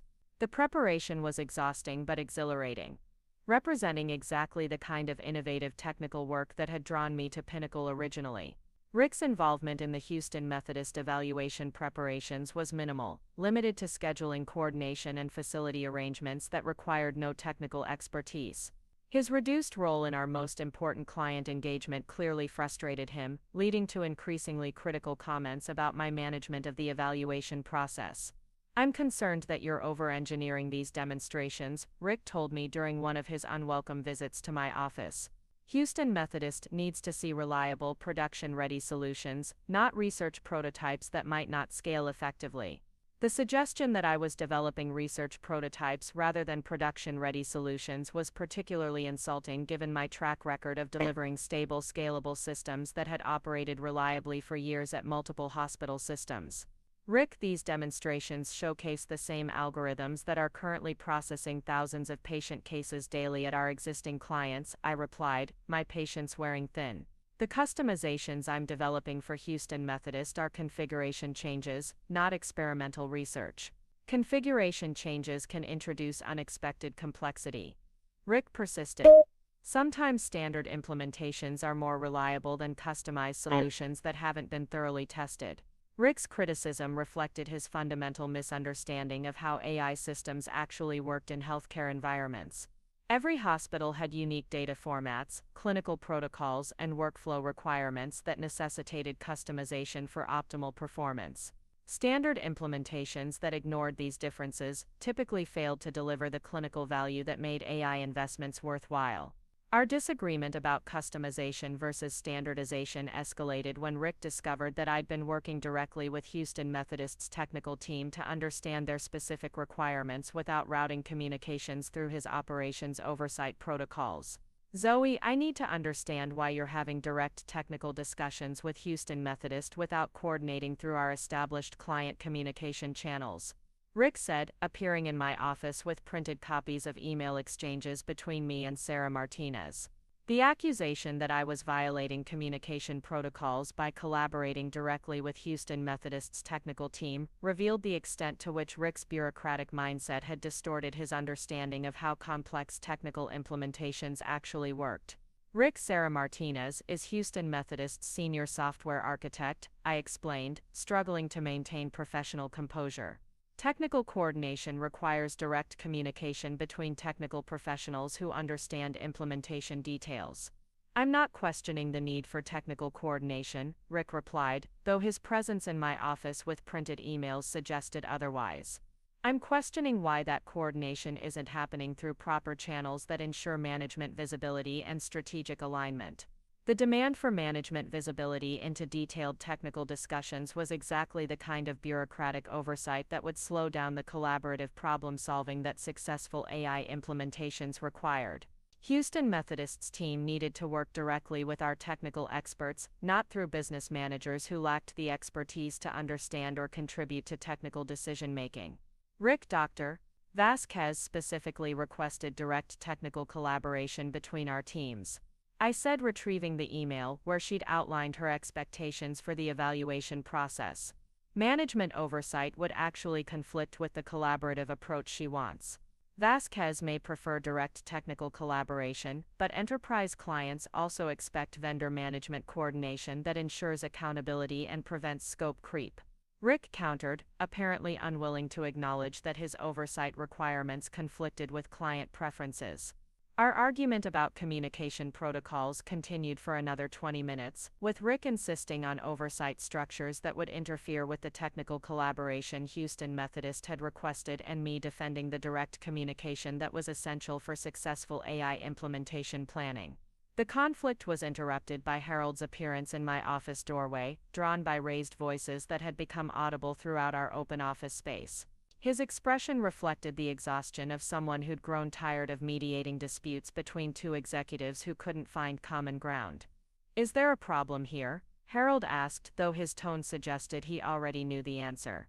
"We're discussing communication protocols for the Houston Methodist engagement," Rick said smoothly, immediately moderating his voice to professional levels. "I want to ensure that we maintain proper coordination while supporting Zoe's technical leadership." Harold looked between us with obvious concern, clearly recognizing that our professional disagreement had evolved into something more personal and potentially damaging. "Houston Methodist is our most important opportunity," he said diplomatically. "I need both of you focused on client success rather than internal process disputes." After Harold left, Rick's facade of collaborative problem-solving disappeared entirely. "Look, Zoe, I'm trying to help you succeed here, but you need to understand that enterprise clients expect professional vendor management, not just technical expertise."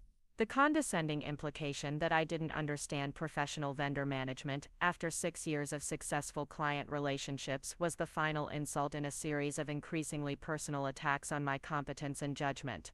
"Rick, I've been managing enterprise client relationships since before you knew Pinnacle existed," I said, abandoning any pretense of diplomatic language. "My approach has generated millions of dollars in revenue and earned industry recognition for innovative healthcare AI implementations. Past success doesn't guarantee future results." Rick replied with the kind of corporate cliché that had become his standard response to evidence of my professional capabilities.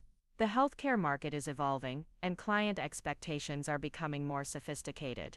The conversation ended with both of us frustrated and Harold's intervention having resolved nothing beyond temporarily lowering our voices.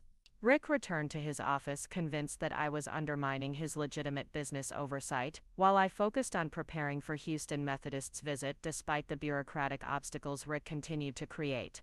What neither of us anticipated was that Houston Methodist's evaluation visit would provide the stage for a confrontation that would expose the fundamental incompatibility between Rick's corporate management philosophy and the innovative collaborative culture that had made Pinnacle successful. The stage was being set for a public humiliation that would test not just my professional resilience, but my understanding of my actual value to the company I'd helped build from the ground up.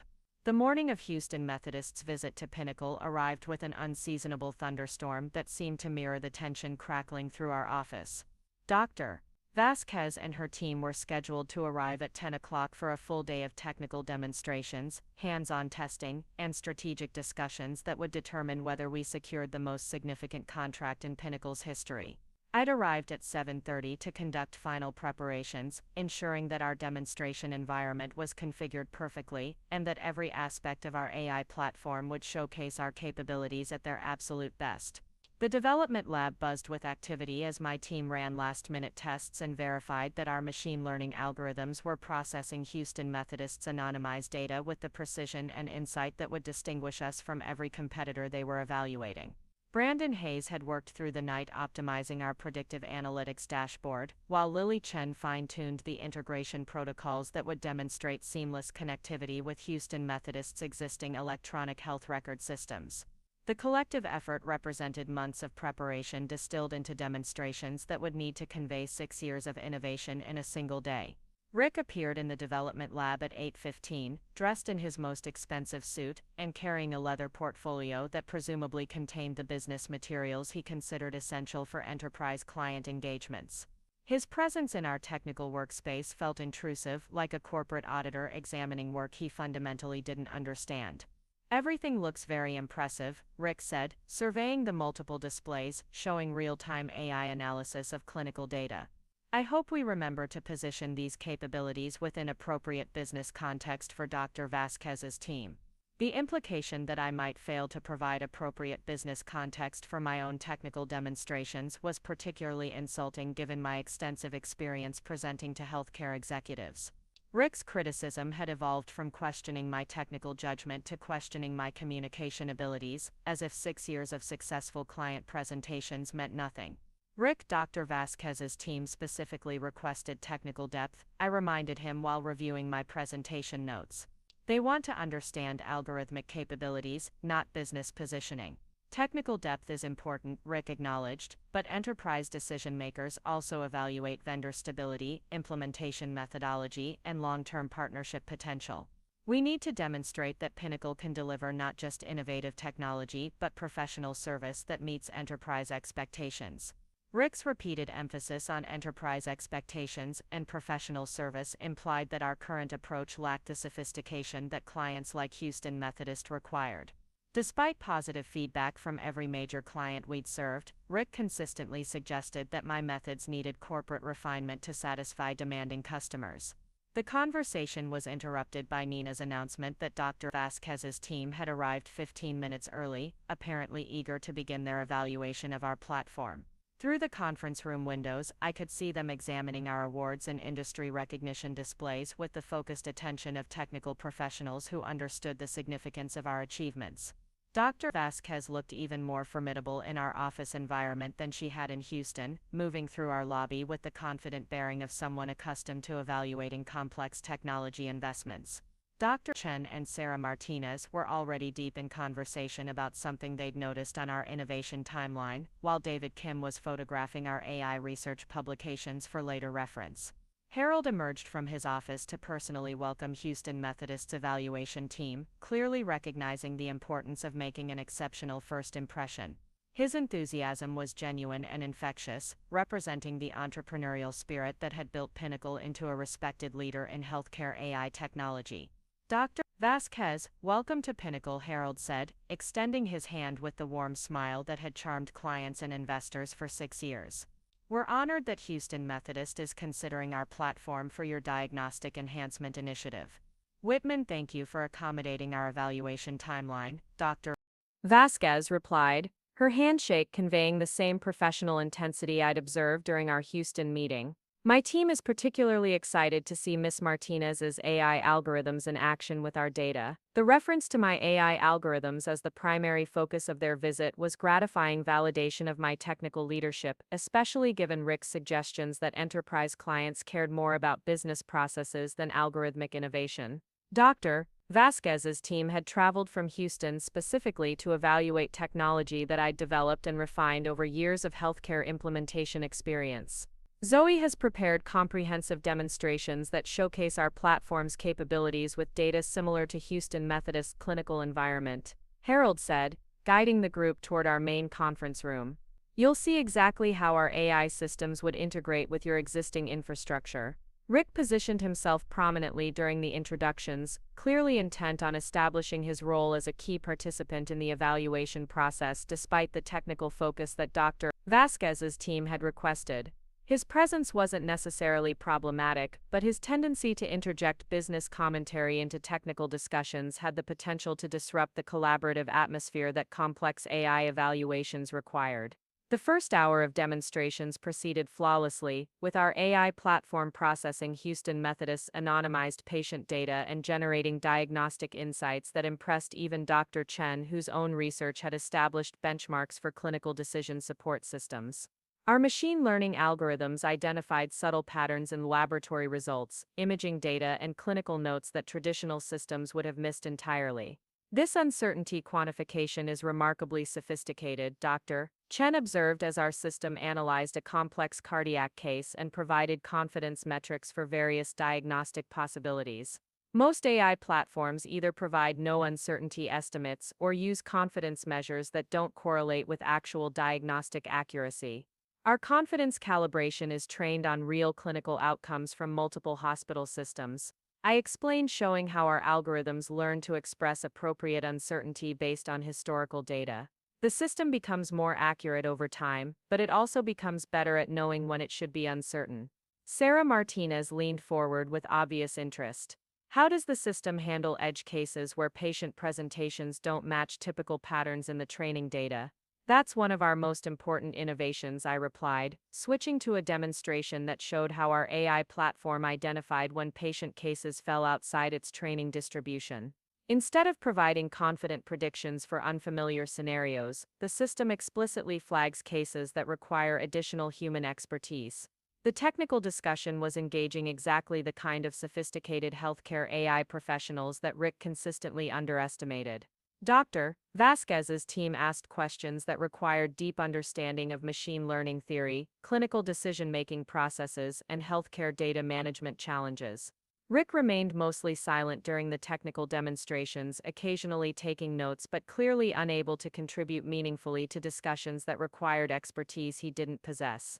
His discomfort with being relegated to observer status was evident in his increasingly fidgety behavior and frequent glances at his watch. When we transitioned to discussing implementation methodology and timeline expectations, Rick saw an opportunity to reassert his relevance by presenting the structured project management approach that had been rejected during our Houston meeting. Dr. Vasquez, while Zoe's technical demonstrations showcase our platform's capabilities, I want to ensure we also discuss implementation planning that provides Houston Methodist with confidence in project success. Rick announced, distributing printed copies of his project governance framework. Dr. Vasquez accepted Rick's materials politely, but her expression suggested skepticism about the relevance of formal project management structures to AI development work. Mr. Brennan, we appreciate thorough planning, but our primary concern is ensuring that implementation approaches support algorithmic refinement based on real clinical feedback. Structured planning and algorithmic refinement aren't mutually exclusive. Rick replied, though his project timeline clearly assumed that deliverables could be defined months in advance. Enterprise implementations benefit from clear milestones, defined success criteria, and regular progress reviews. Dr. Chen looked up from Rick's project documents with obvious confusion. These milestones assume that AI performance metrics can be predicted before we begin working with real clinical data, he observed.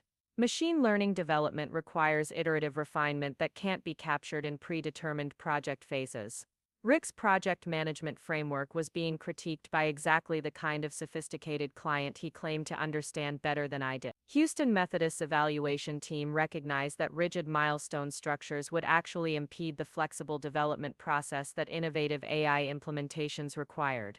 Perhaps we should focus on technical architecture and save project management discussions for later phases. Dr. Vasquez suggested diplomatically, clearly preferring to spend limited evaluation time on substantive technical topics. For the next 2 hours, I guided Houston Methodist team through hands-on testing of our AI platform, allowing them to interact directly with our algorithms using their own clinical scenarios.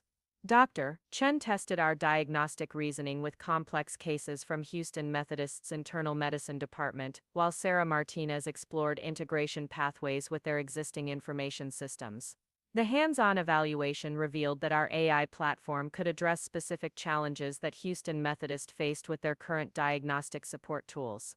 Our algorithms provided more accurate predictions with better uncertainty quantification, while our integration architecture offered flexibility that commercial alternatives couldn't match. This clinical decision support is exactly what our emergency department needs, David Kim said after testing our AI platform with urgent care scenarios. Current systems generate so many false alarms that physicians ignore most alerts. Your uncertainty calibration could restore clinical confidence in AI recommendations. Emergency medicine is one of our strongest use cases, I replied, demonstrating how our algorithms had reduced false alarm rates by 60% at Austin General's emergency department. Urgent care environments require AI systems that support clinical judgment rather than overwhelming physicians with irrelevant alerts. The positive feedback from Houston Methodist's technical team was exactly the validation I'd hoped for after months of preparation. Their enthusiasm for our AI capabilities contrasted sharply with Rick's emphasis on project governance and vendor management processes that seemed increasingly irrelevant to the actual evaluation criteria. As we broke for lunch, Dr. Vasquez pulled me aside for a private conversation about implementation planning and timeline expectations. Her questions focused on technical challenges and customization requirements rather than the business processes that Rick considered essential for enterprise engagements. Ms. Martinez, assuming Houston Methodist decides to move forward with your platform, what kind of technical collaboration would be required during implementation? She asked, clearly thinking through the practical aspects of deploying our AI systems in their clinical environment. Dr. Vasquez, successful AI implementations require close collaboration between our technical team and your clinical professionals, I explained. Machine learning algorithms need to be trained on your specific patient populations and validated against your clinical workflows. How long does that training and validation process typically require? It depends on the complexity of your existing systems and the scope of AI integration you want to achieve. I replied honestly. Conservative implementations might take 6 months, while comprehensive diagnostic enhancement could require 12 to 18 months of iterative development. Dr. Vasquez nodded approvingly. That timeline aligns with our internal planning assumptions. We'd rather invest adequate time in proper implementation than rush deployment and compromise clinical effectiveness. Her preference for thorough implementation over accelerated deployment directly contradicted Rick's emphasis on aggressive timelines and structured milestones. Houston Methodist wanted the kind of careful, collaborative development process that produced reliable clinical tools rather than impressive project management metrics. During lunch, Rick made another attempt to redirect the conversation toward business topics that he could contribute to meaningfully. Dr. Vasquez, beyond technical capabilities, I'm curious about Houston Methodist's vendor evaluation criteria for long-term partnership relationships. Dr. Vasquez looked puzzled by the sudden shift from technical implementation to vendor management topics. Mr. Brennan, our evaluation focuses primarily on platform capabilities and technical support quality. Long-term partnership success depends on your team's ability to evolve the AI platform based on changing clinical needs. Of course, but enterprise relationships also benefit from structured communication protocols, escalation procedures, and service-level agreements. Rick persisted, apparently unable to accept that Houston Methodist's evaluation criteria emphasized technical substance over corporate processes. We typically develop those operational details after selecting a technology partner. Dr. Vasquez replied diplomatically. Our immediate priority is understanding whether your AI platform can deliver the clinical value we need. Rick's determination to discuss vendor management processes despite clear client preference for technical topics was becoming an embarrassment. Houston Methodist's team had traveled to Austin to evaluate innovative AI technology, not to negotiate service-level agreements and communication protocols. The afternoon sessions focused on advanced AI capabilities that represented our most significant competitive advantages. I demonstrated our predictive analytics systems that could identify patients at risk for complications hours before traditional monitoring systems detected problems. Our machine learning models analyze subtle patterns in vital signs, laboratory values, and clinical notes to provide early warning alerts that enabled proactive interventions. This predictive capability could transform our intensive care unit operations. Dr. Chen said after watching a simulation that showed how our AI platform had prevented cardiac arrests at Dallas Presbyterian Hospital. Early identification of deteriorating patients is one of our most pressing clinical challenges. Predictive analytics become more accurate as they learn from each hospital's specific patient population. I explained, showing performance metrics from implementations at different hospital systems.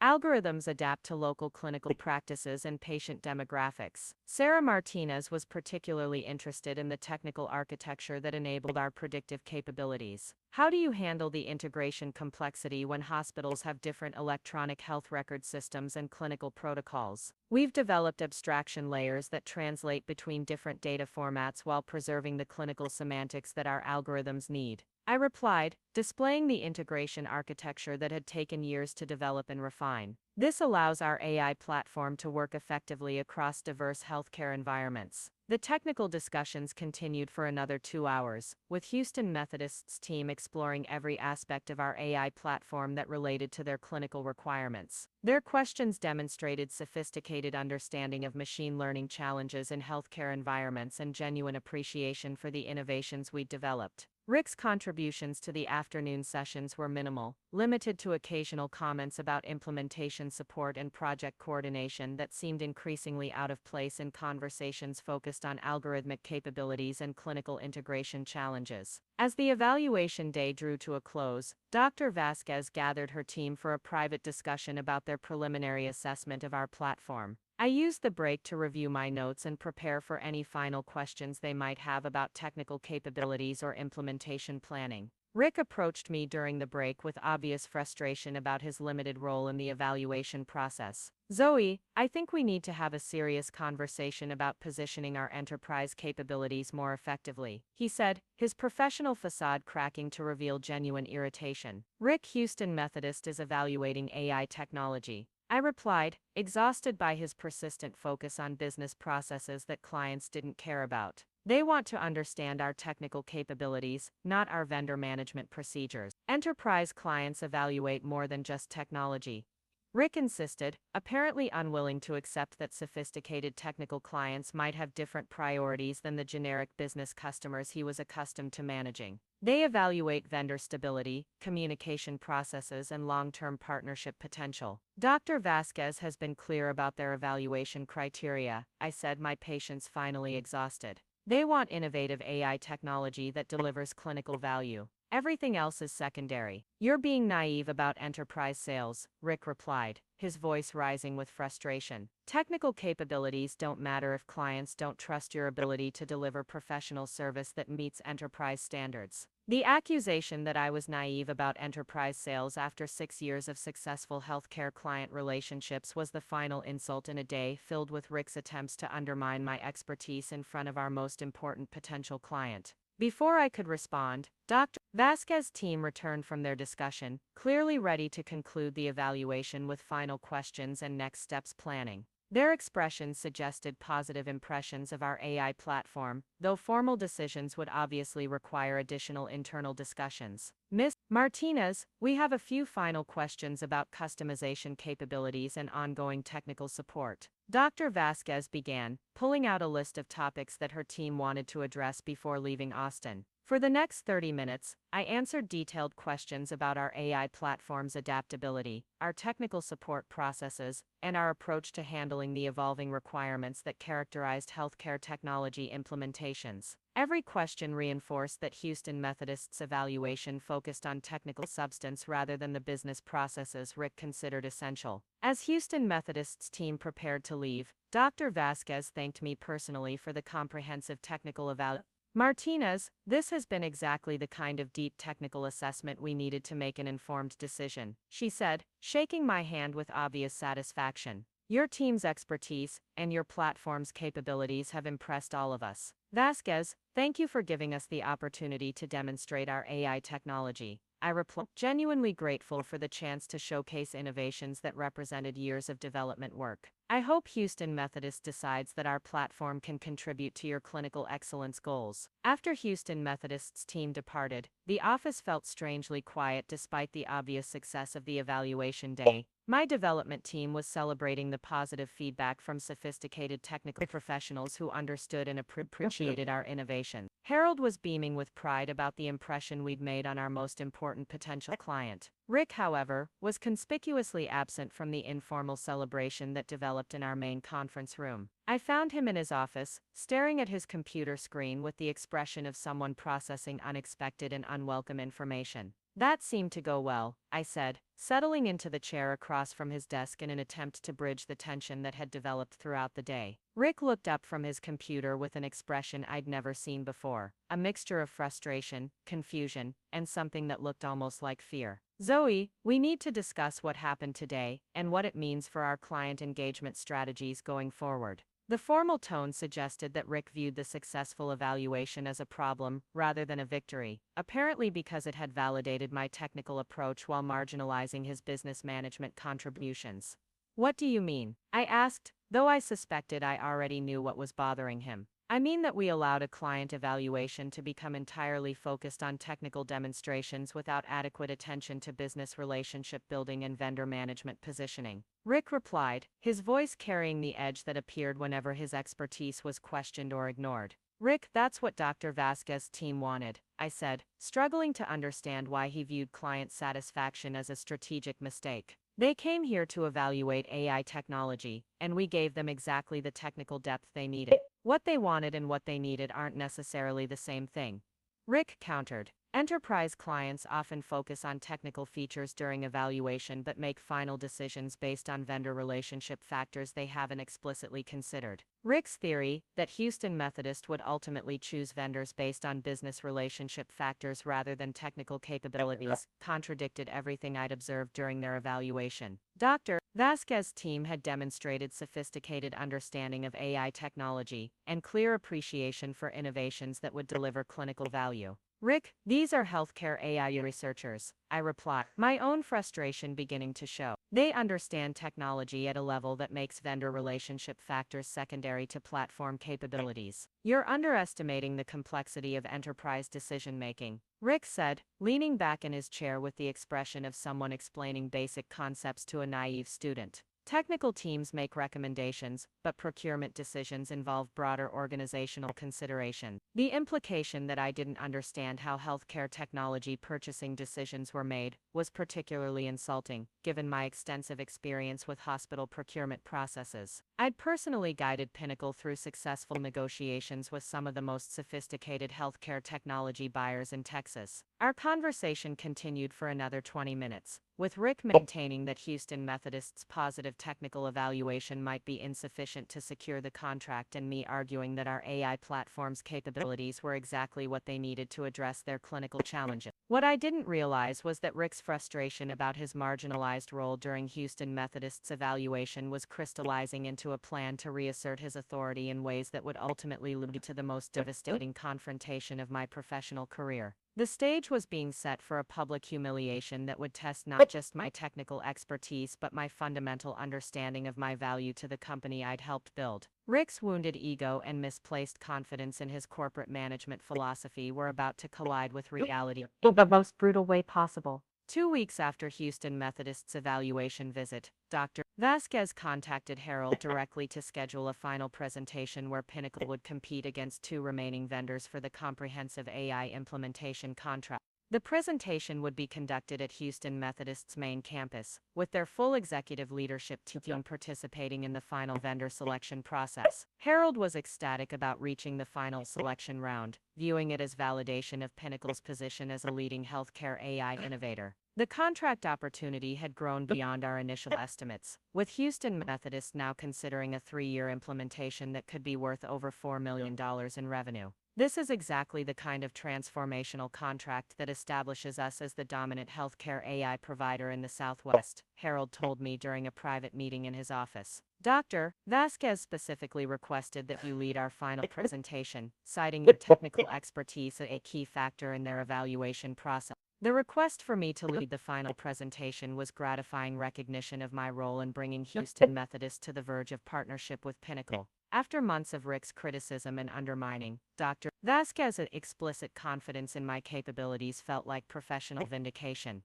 Harold, I'm honored by Dr. Vasquez's confidence, and I'm committed to delivering a presentation that demonstrates why Pinnacle's AI platform is the best choice for Houston Methodist clinical enhancement goals, I said, already beginning to envision the comprehensive demonstration that would showcase our most advanced capabilities. You'll have complete support from everyone at Pinnacle, Harold assured me. This presentation represents our most important business development opportunity, and I want you to have everything you need to succeed. Harold's promise of complete support would prove to be more complicated than either of us anticipated, particularly given Rick's determination to play a prominent role in a presentation that would be conducted before Houston Methodist's full executive leadership team. The final presentation was scheduled for the following Thursday, giving me exactly 8 days to prepare a comprehensive demonstration that would need to convince not just Dr. Vasquez's technical team but also Houston Methodist Chief Executive Officer, Chief Financial Officer, and Board of Directors representatives.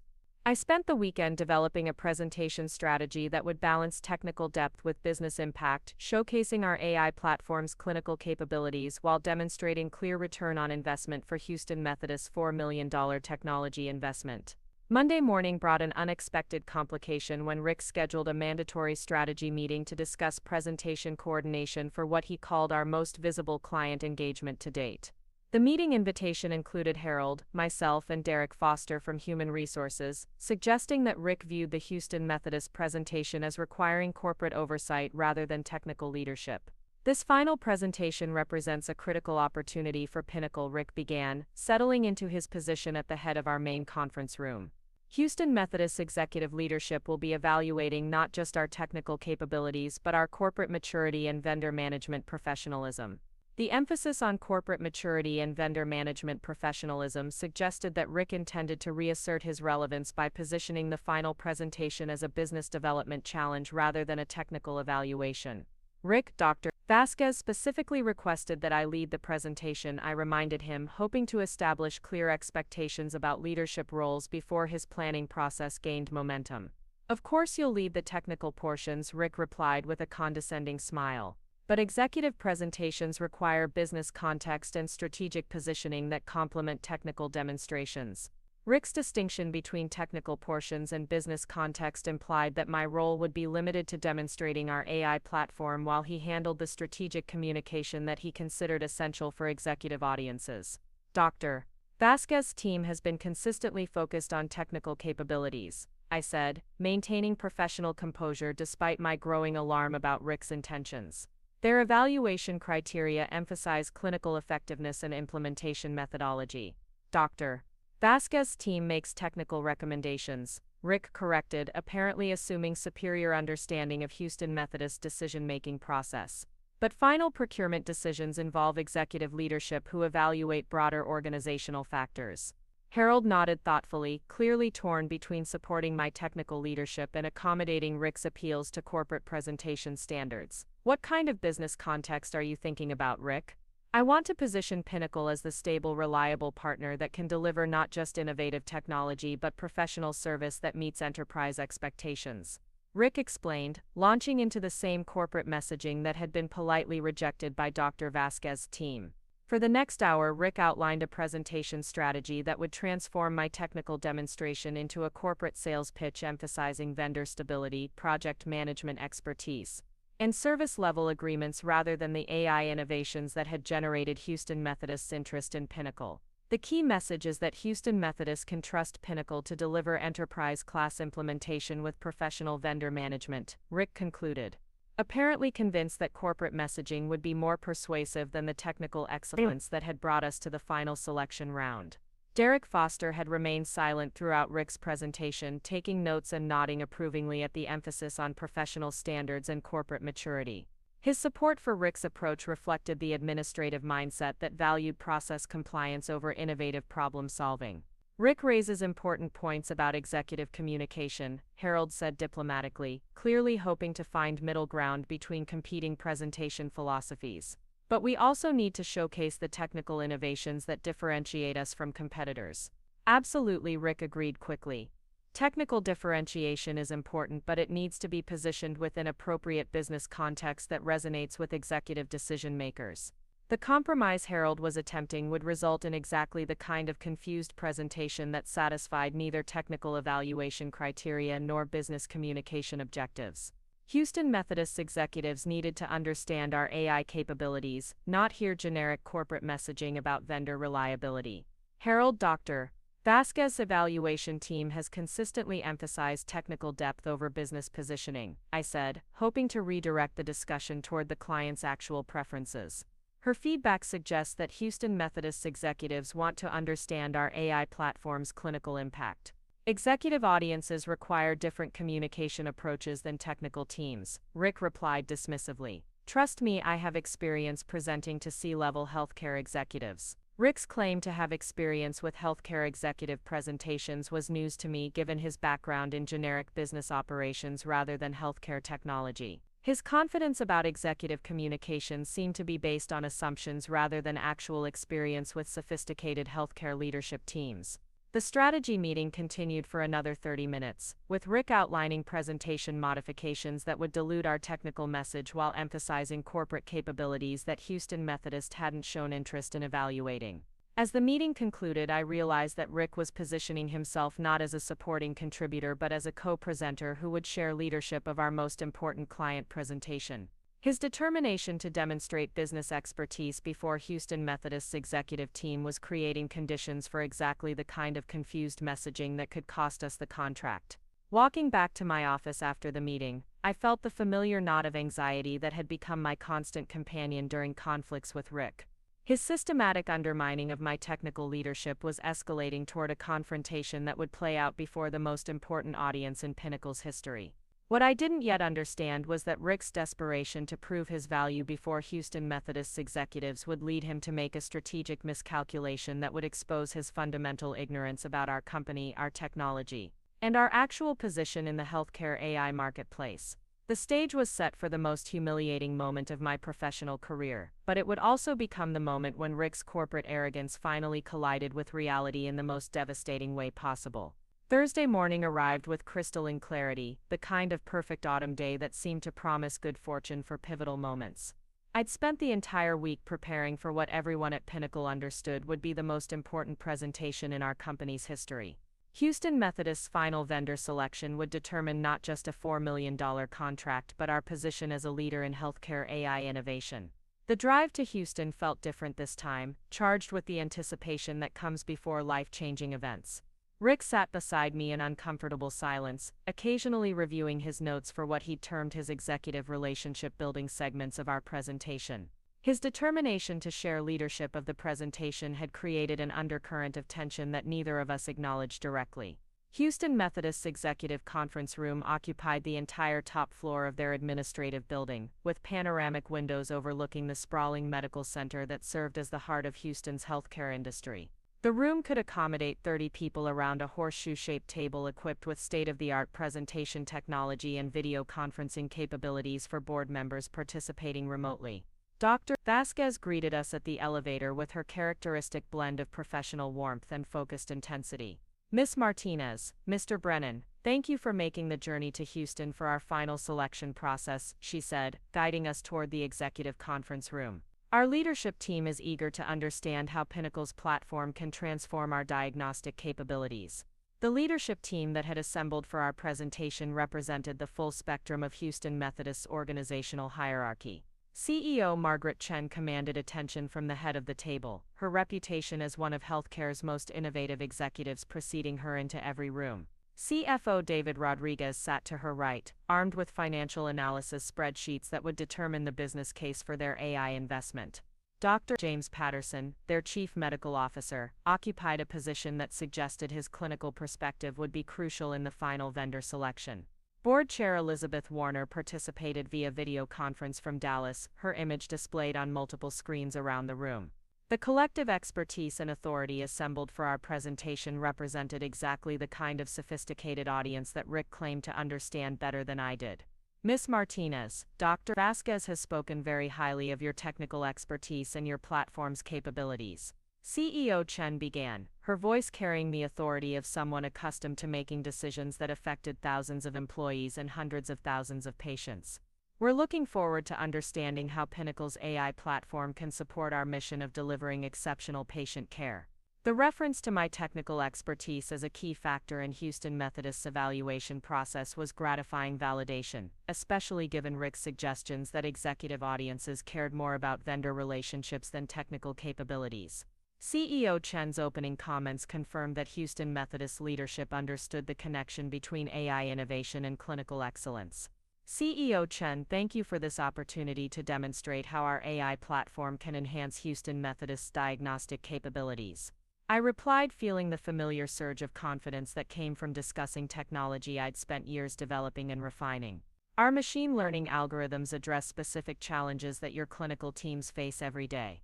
Rick cleared his throat diplomatically, apparently feeling that my response lacked the business context he considered essential for executive communication. CEO Chen, what Zoe means is that Pinnacle brings not just innovative technology but proven enterprise implementation methodology that ensures successful deployment at scale. The interruption was unnecessary and slightly jarring, transforming my direct response about clinical capabilities into generic corporate messaging about implementation methodology. CEO Chen looked puzzled by Rick's translation of a perfectly clear statement about our AI platform's clinical applications. Brennan, we appreciate comprehensive implementation support, CEO Chen replied diplomatically, but our primary interest focuses on understanding how your AI algorithms can improve diagnostic accuracy and clinical workflow efficiency. Rick's attempt to redirect the conversation toward business processes had been politely but clearly rebuffed by exactly the kind of executive audience he claimed to understand. CEO Chen wanted substantive discussion about healthcare AI applications, not corporate platitudes about enterprise methodology. For the next hour, I guided Houston Methodist's leadership team through comprehensive demonstrations of our AI platform's diagnostic capabilities, showing how our machine learning algorithms analyze complex clinical data to provide insights that traditional systems missed entirely. Dr. Patterson asked sophisticated questions about algorithm validation and clinical integration, while CFO Rodriguez wanted to understand the quantifiable impact on patient outcomes and operational efficiency.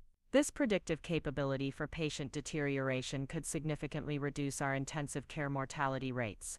Dr. Patterson observed after watching a simulation that showed how our AI platform had prevented cardiac arrests at other hospital systems. Early identification of high-risk patients is one of our most critical clinical challenges. Our algorithms learn from each hospital's specific patient population and clinical protocols, I explained, displaying performance metrics that demonstrated continuous improvement in diagnostic accuracy over time. The system becomes more effective as it adapts to your unique clinical environment. CEO Chen leaned forward with obvious interest. Ms. Martinez, what kind of diagnostic accuracy improvements have other hospital systems achieved with your platform? Our implementations typically show 20 to 30% reduction in misdiagnoses for complex cases, I replied, citing data from peer-reviewed studies that had validated our AI platform's clinical effectiveness. More importantly, we achieve these improvements while reducing false positive alerts that cause alert fatigue among clinical staff. The combination of improved accuracy and reduced false positives addressed two of healthcare's most persistent challenges with diagnostic support technology. Houston Methodist's leadership team clearly understood the clinical and operational value of AI systems that enhanced rather than complicated physician decision-making. Rick had remained mostly silent during the technical demonstrations, occasionally taking notes but obviously unable to contribute meaningfully to discussions that required deep understanding of healthcare AI applications. His discomfort with being relegated to observer status was evident in his increasingly fidgety behavior and frequent glances at his presentation materials.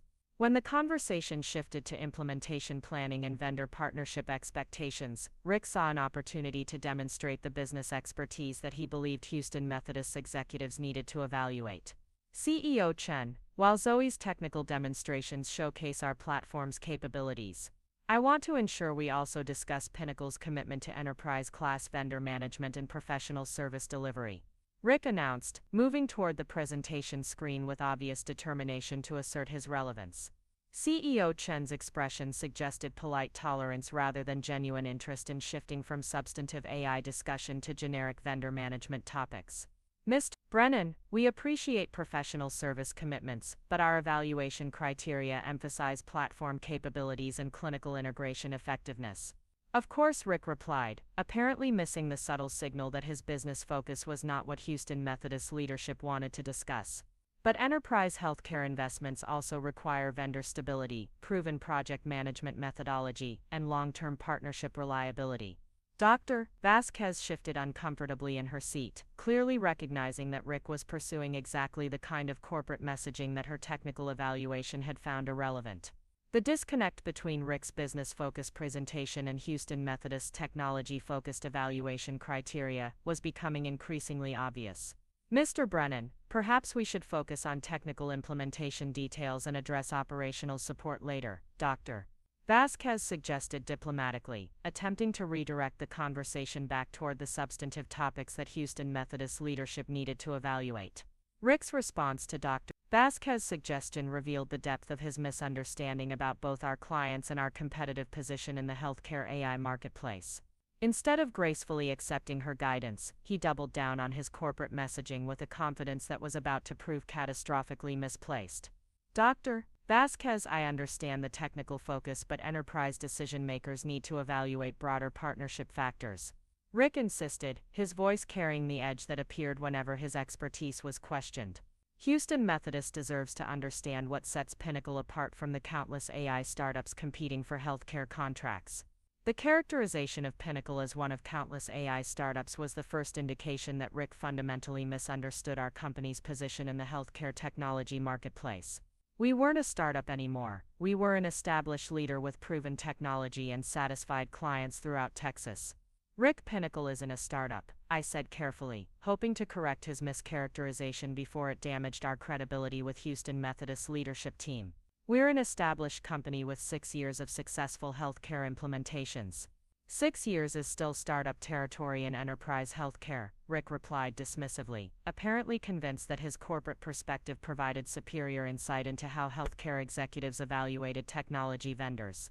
CEO Chen needs to understand that Pinnacle offers stability and maturity that distinguishes us from typical AI companies. CEO Chen looked increasingly puzzled by Rick's characterization of our company and our competitive position. Her expression suggested that Rick's corporate messaging contradicted information she'd received about Pinnacle's market position and industry reputation. Brennan, our preliminary research indicates that Pinnacle is considered a leader in healthcare AI innovation. CEO Chen said diplomatically. Dr. Vasquez's evaluation team found your technology platform significantly more advanced than competitors we've assessed.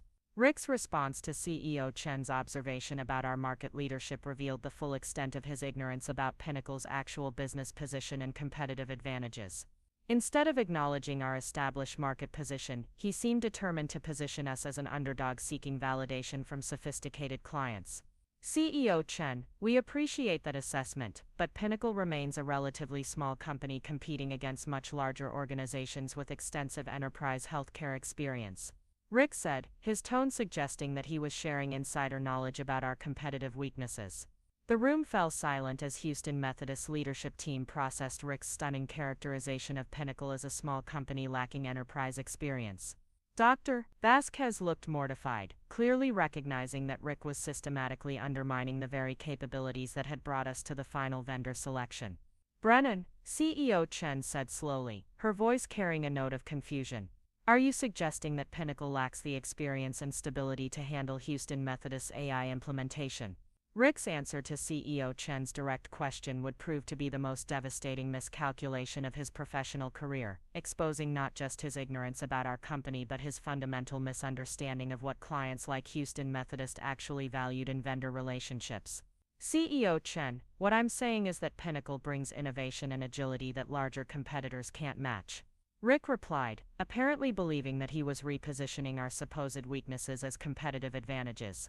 We're hungry for success in ways that established companies simply aren't. The characterization of Pinnacle as hungry for success, rather than proven and successful, was so fundamentally wrong that I struggled to process how Rick could misunderstand our market position so completely. We weren't a struggling startup desperate for validation. We were an established leader that clients like Houston Methodist sought out because of our proven capabilities.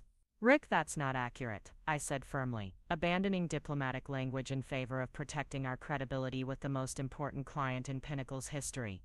Pinnacle is an established leader in healthcare AI with proven technology and satisfied clients throughout the industry. Zoe, I understand your pride in our achievements, Rick replied condescendingly, but we need to be realistic about our market position when communicating with enterprise clients. The implication that I was being unrealistic about our market position was the final insult in a presentation that Rick was systematically destroying through his ignorance and arrogance.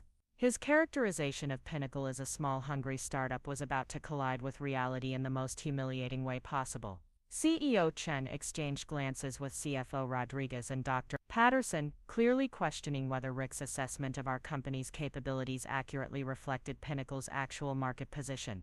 The confusion on their faces suggested that Rick's presentation contradicted their research about our competitive advantages. Brennan, I'm somewhat confused by your characterization of Pinnacle's market position, CEO Chen said carefully. Our analysis indicates that your company has significant market presence and industry recognition. CEO Chen, we've achieved impressive results for a company of our size. Rick replied, apparently still convinced that emphasizing our supposed limitations would somehow enhance our credibility. But we need to acknowledge that we're still building the kind of enterprise experience that clients like Houston Methodist require.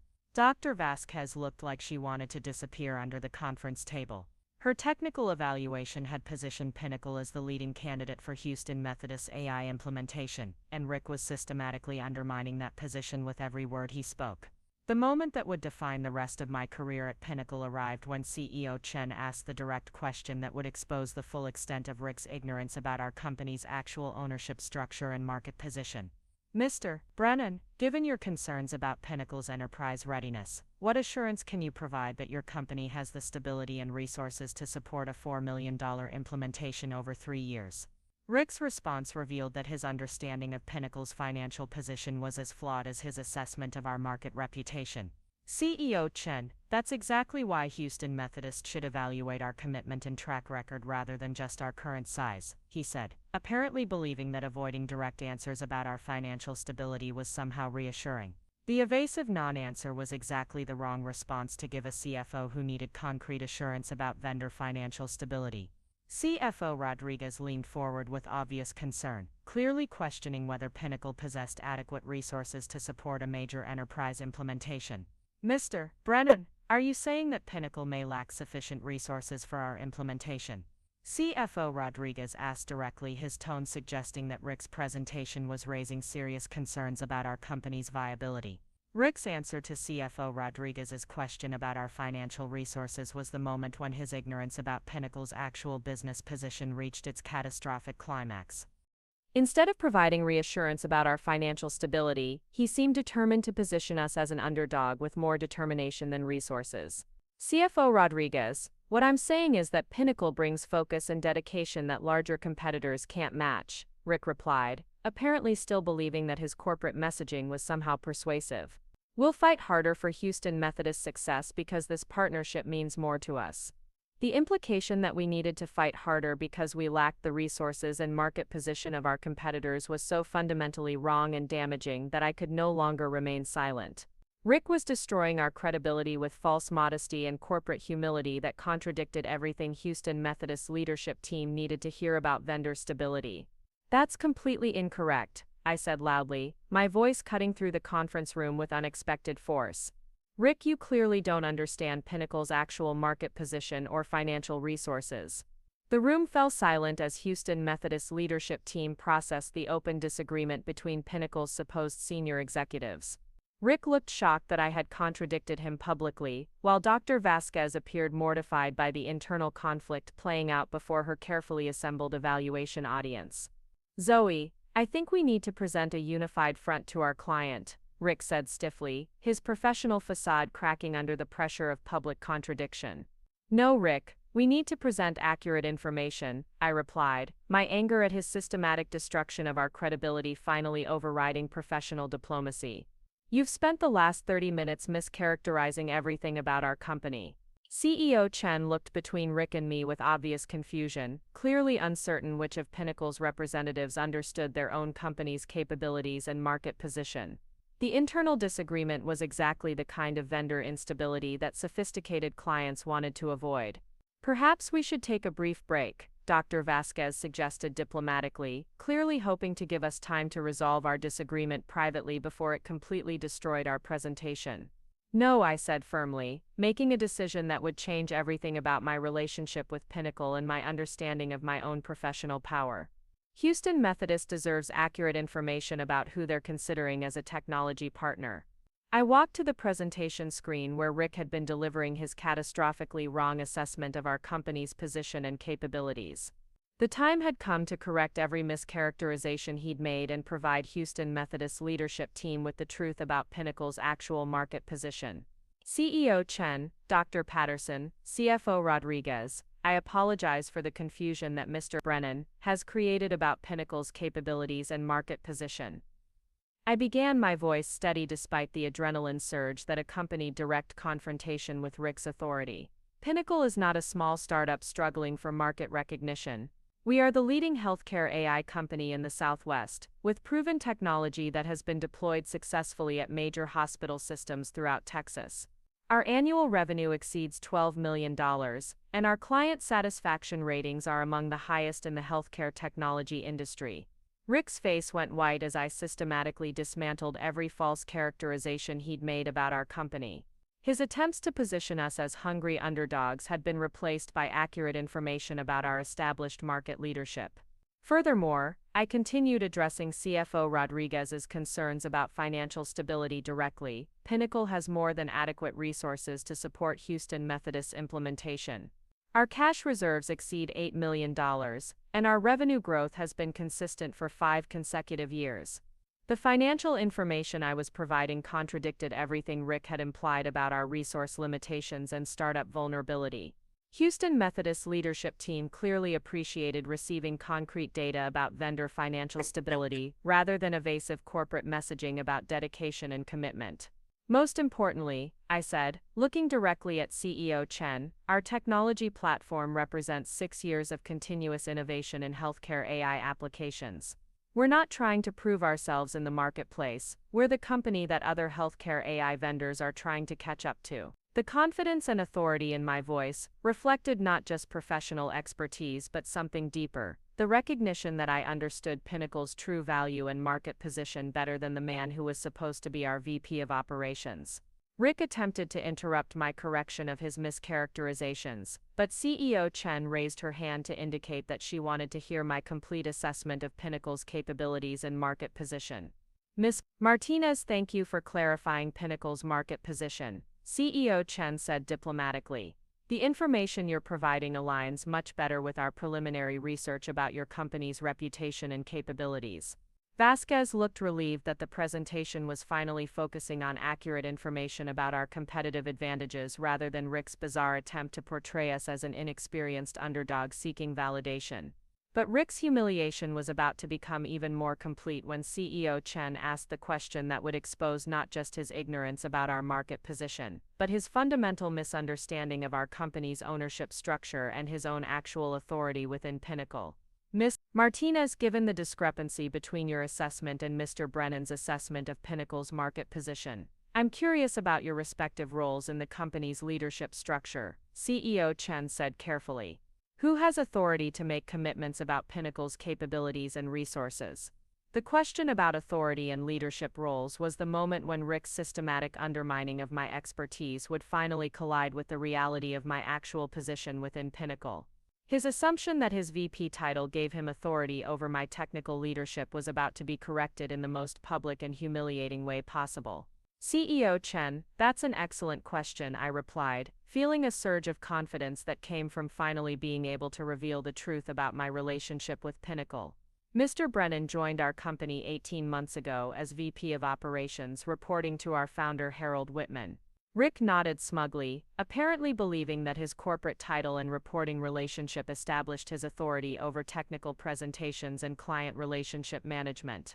However, I continued, my voice carrying the weight of information that would reshape everyone's understanding of Pinnacle's power structure. What Mr. Brennan doesn't seem to understand is that I'm not just Pinnacle's senior software architect. I'm also the company's largest individual shareholder, with equity ownership of 62%. The silence that followed my revelation was absolute and devastating. Rick's face went through a series of expressions that ranged from confusion to disbelief to the dawning horror of someone who had just realized the magnitude of their miscalculation. CEO Chen's eyebrows rose with obvious surprise. Ms. Martinez, are you saying that you own majority control of Pinnacle Digital Solutions? That's correct, I replied, enjoying the moment of clarity that came from finally revealing the truth about my position. Harold Whitman granted me stock options during our early years that vested over 6 years. When those options were exercised and converted to common shares, I became the majority owner of the company. CFO Rodriguez leaned forward with obvious interest.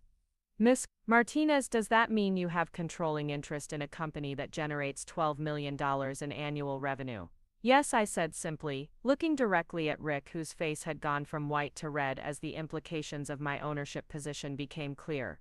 I own 62% of a company that's worth approximately $45 million based on our most recent valuation. The numbers hung in the air like thunder, reshaping everyone's understanding of the dynamic they'd been witnessing. Rick hadn't been mansplaining corporate strategy to a technical specialist. He'd been condescending to the majority owner of a $45 million company. Dr. Vasquez looked like she was trying not to smile as she processed the reversal of power dynamics that my revelation had created. The woman Rick had been treating as a subordinate technical specialist was actually his boss's boss, with enough equity to fire him with a single board vote. Mr. Brennan, CEO Chen said slowly, her voice carrying a note of incredulity, were you aware that Ms. Martinez owns controlling interest in your company?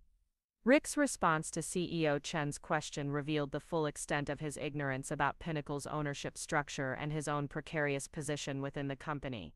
I knew that Zoe had stock options, he stammered, clearly struggling to process information that contradicted everything he'd assumed about corporate hierarchy and decision-making authority. Stock options that converted to majority ownership, I clarified, enjoying Rick's obvious discomfort with the revelation that he'd spent 18 months undermining and condescending to the person who actually controlled his employment. Miss Martinez, Dr. Patterson said, clearly fascinated by the corporate drama unfolding before Houston Methodist's leadership team, does your ownership position mean that you have final authority over Pinnacle's strategic decisions and client commitments? It does, I replied, feeling the power that came from finally acknowledging my actual position within Pinnacle publicly. Harold Whitman remains CEO and handles day-to-day operations, but any major strategic decisions require my approval as majority shareholder. The revelation that I possessed ultimate authority over Pinnacle's strategic direction meant that every criticism Rick had made of my judgment, every attempt to override my client relationship decisions, and every condescending lecture about business acumen had been directed at someone who could terminate his employment immediately. Rick sat in stunned silence, apparently still processing the magnitude of his miscalculation. For 18 months he'd systematically undermined and criticized the majority owner of the company, treating her like a subordinate technical specialist who didn't understand business strategy. Mr. Brennan, CEO Chen said with barely concealed amusement, do you have anything to add to Ms. Martinez's assessment of Pinnacle's market position and capabilities? Rick's attempt to respond revealed the complete collapse of his professional composure and corporate confidence.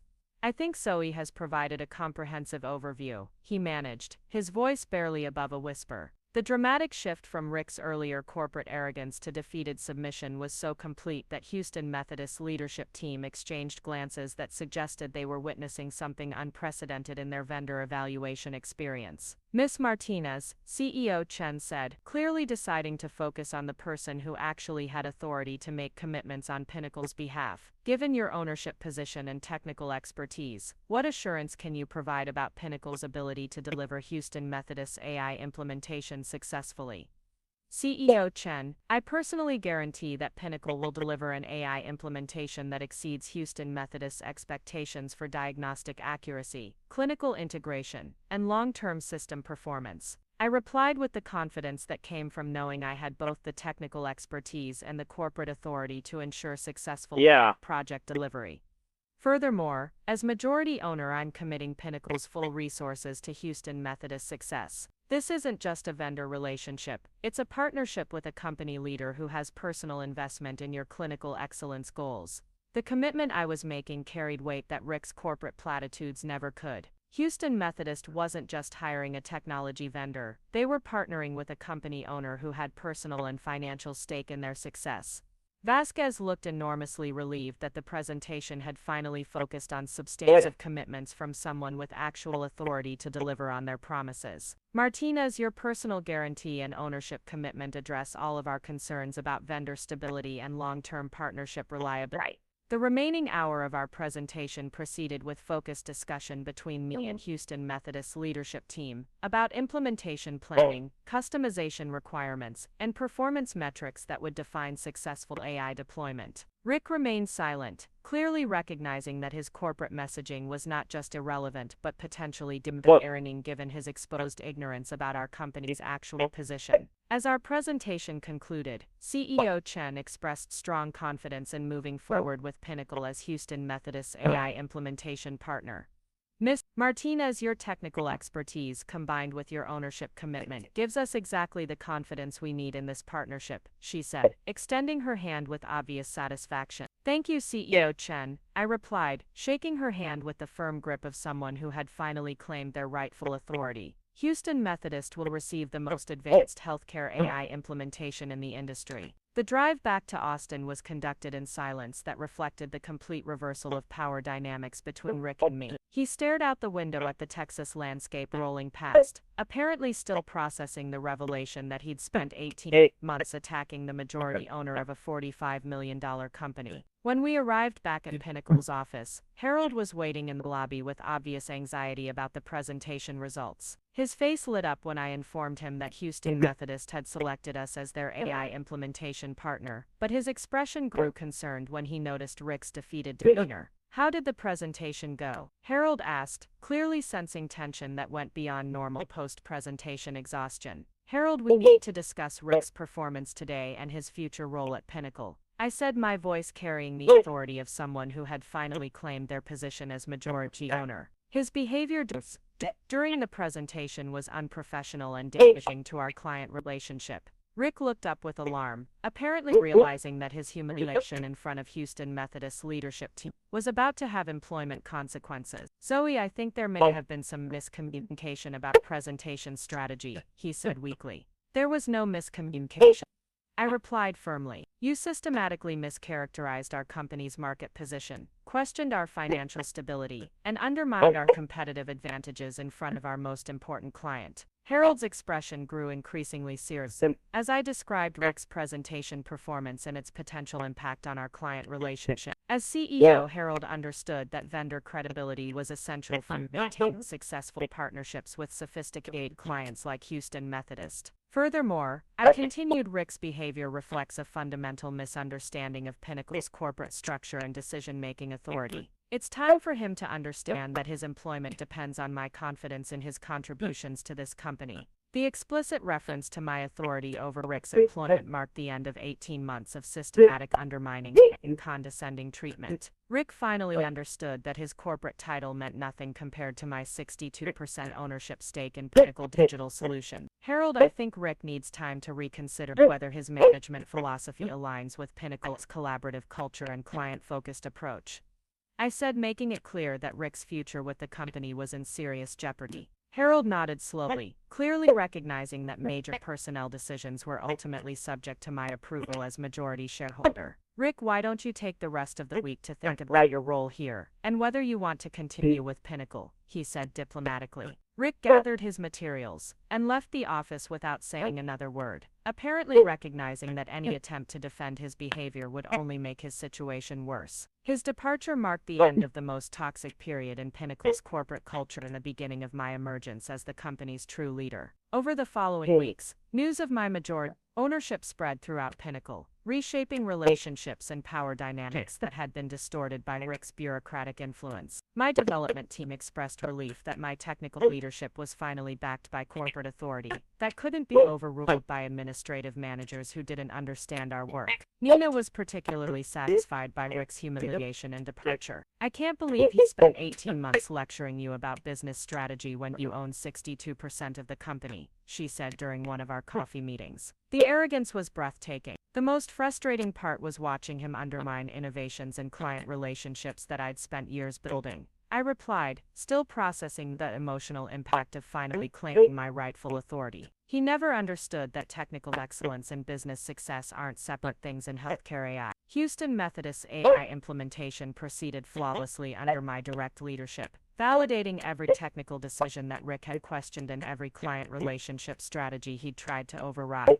Dr. Vasquez frequently commented on the seamless collaboration between our teams and the exceptional quality of our technical support. 6 months after Rick's departure, Pinnacle was featured on the cover of Healthcare Technology magazine as the AI innovation leader transforming clinical care. The article highlighted my technical vision and ownership leadership as key factors in our market success, positioning Pinnacle as the healthcare AI company that other vendors aspired to emulate. Harold Whitman as CEO. But our working relationship evolved to reflect my majority ownership and proven business judgment. Strategic decisions that had once been made unilaterally were now collaborative discussions between partners who understood their respective roles and responsibilities. Most importantly, Pinnacle's culture returned to the collaborative, innovation-focused environment that had made us successful originally. Without Rick's bureaucratic interference, our teams could focus on developing cutting-edge AI solutions that addressed real clinical challenges rather than satisfying administrative requirements that added no value. The Houston Methodist contract led to referrals throughout the Southwest healthcare community, establishing Pinnacle as the premier AI implementation partner for hospital systems seeking advanced diagnostic capabilities. Our revenue grew to over $20 million annually, making my 62% ownership stake worth approximately $70 million.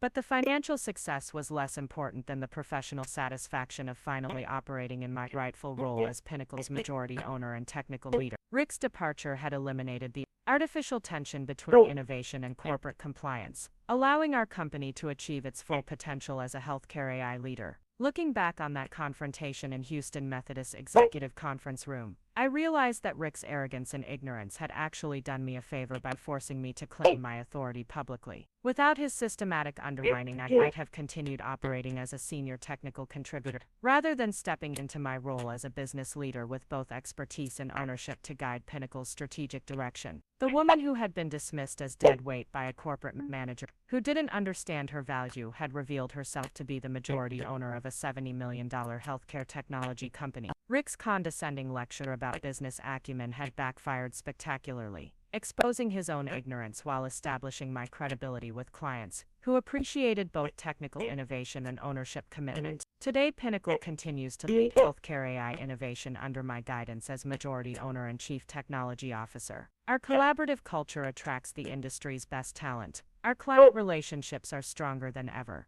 and our technology platform sets standards that competitors struggle to match. Rick's attempt to diminish my authority had instead revealed the full extent of my power and influence in the healthcare technology industry. Sometimes the people who try to undermine your success end up providing the platform for your greatest triumphs. Up next, you've got 2 more standout stories right on your screen. If this one hit the mark, you won't want to pass these up. Just click and check them out.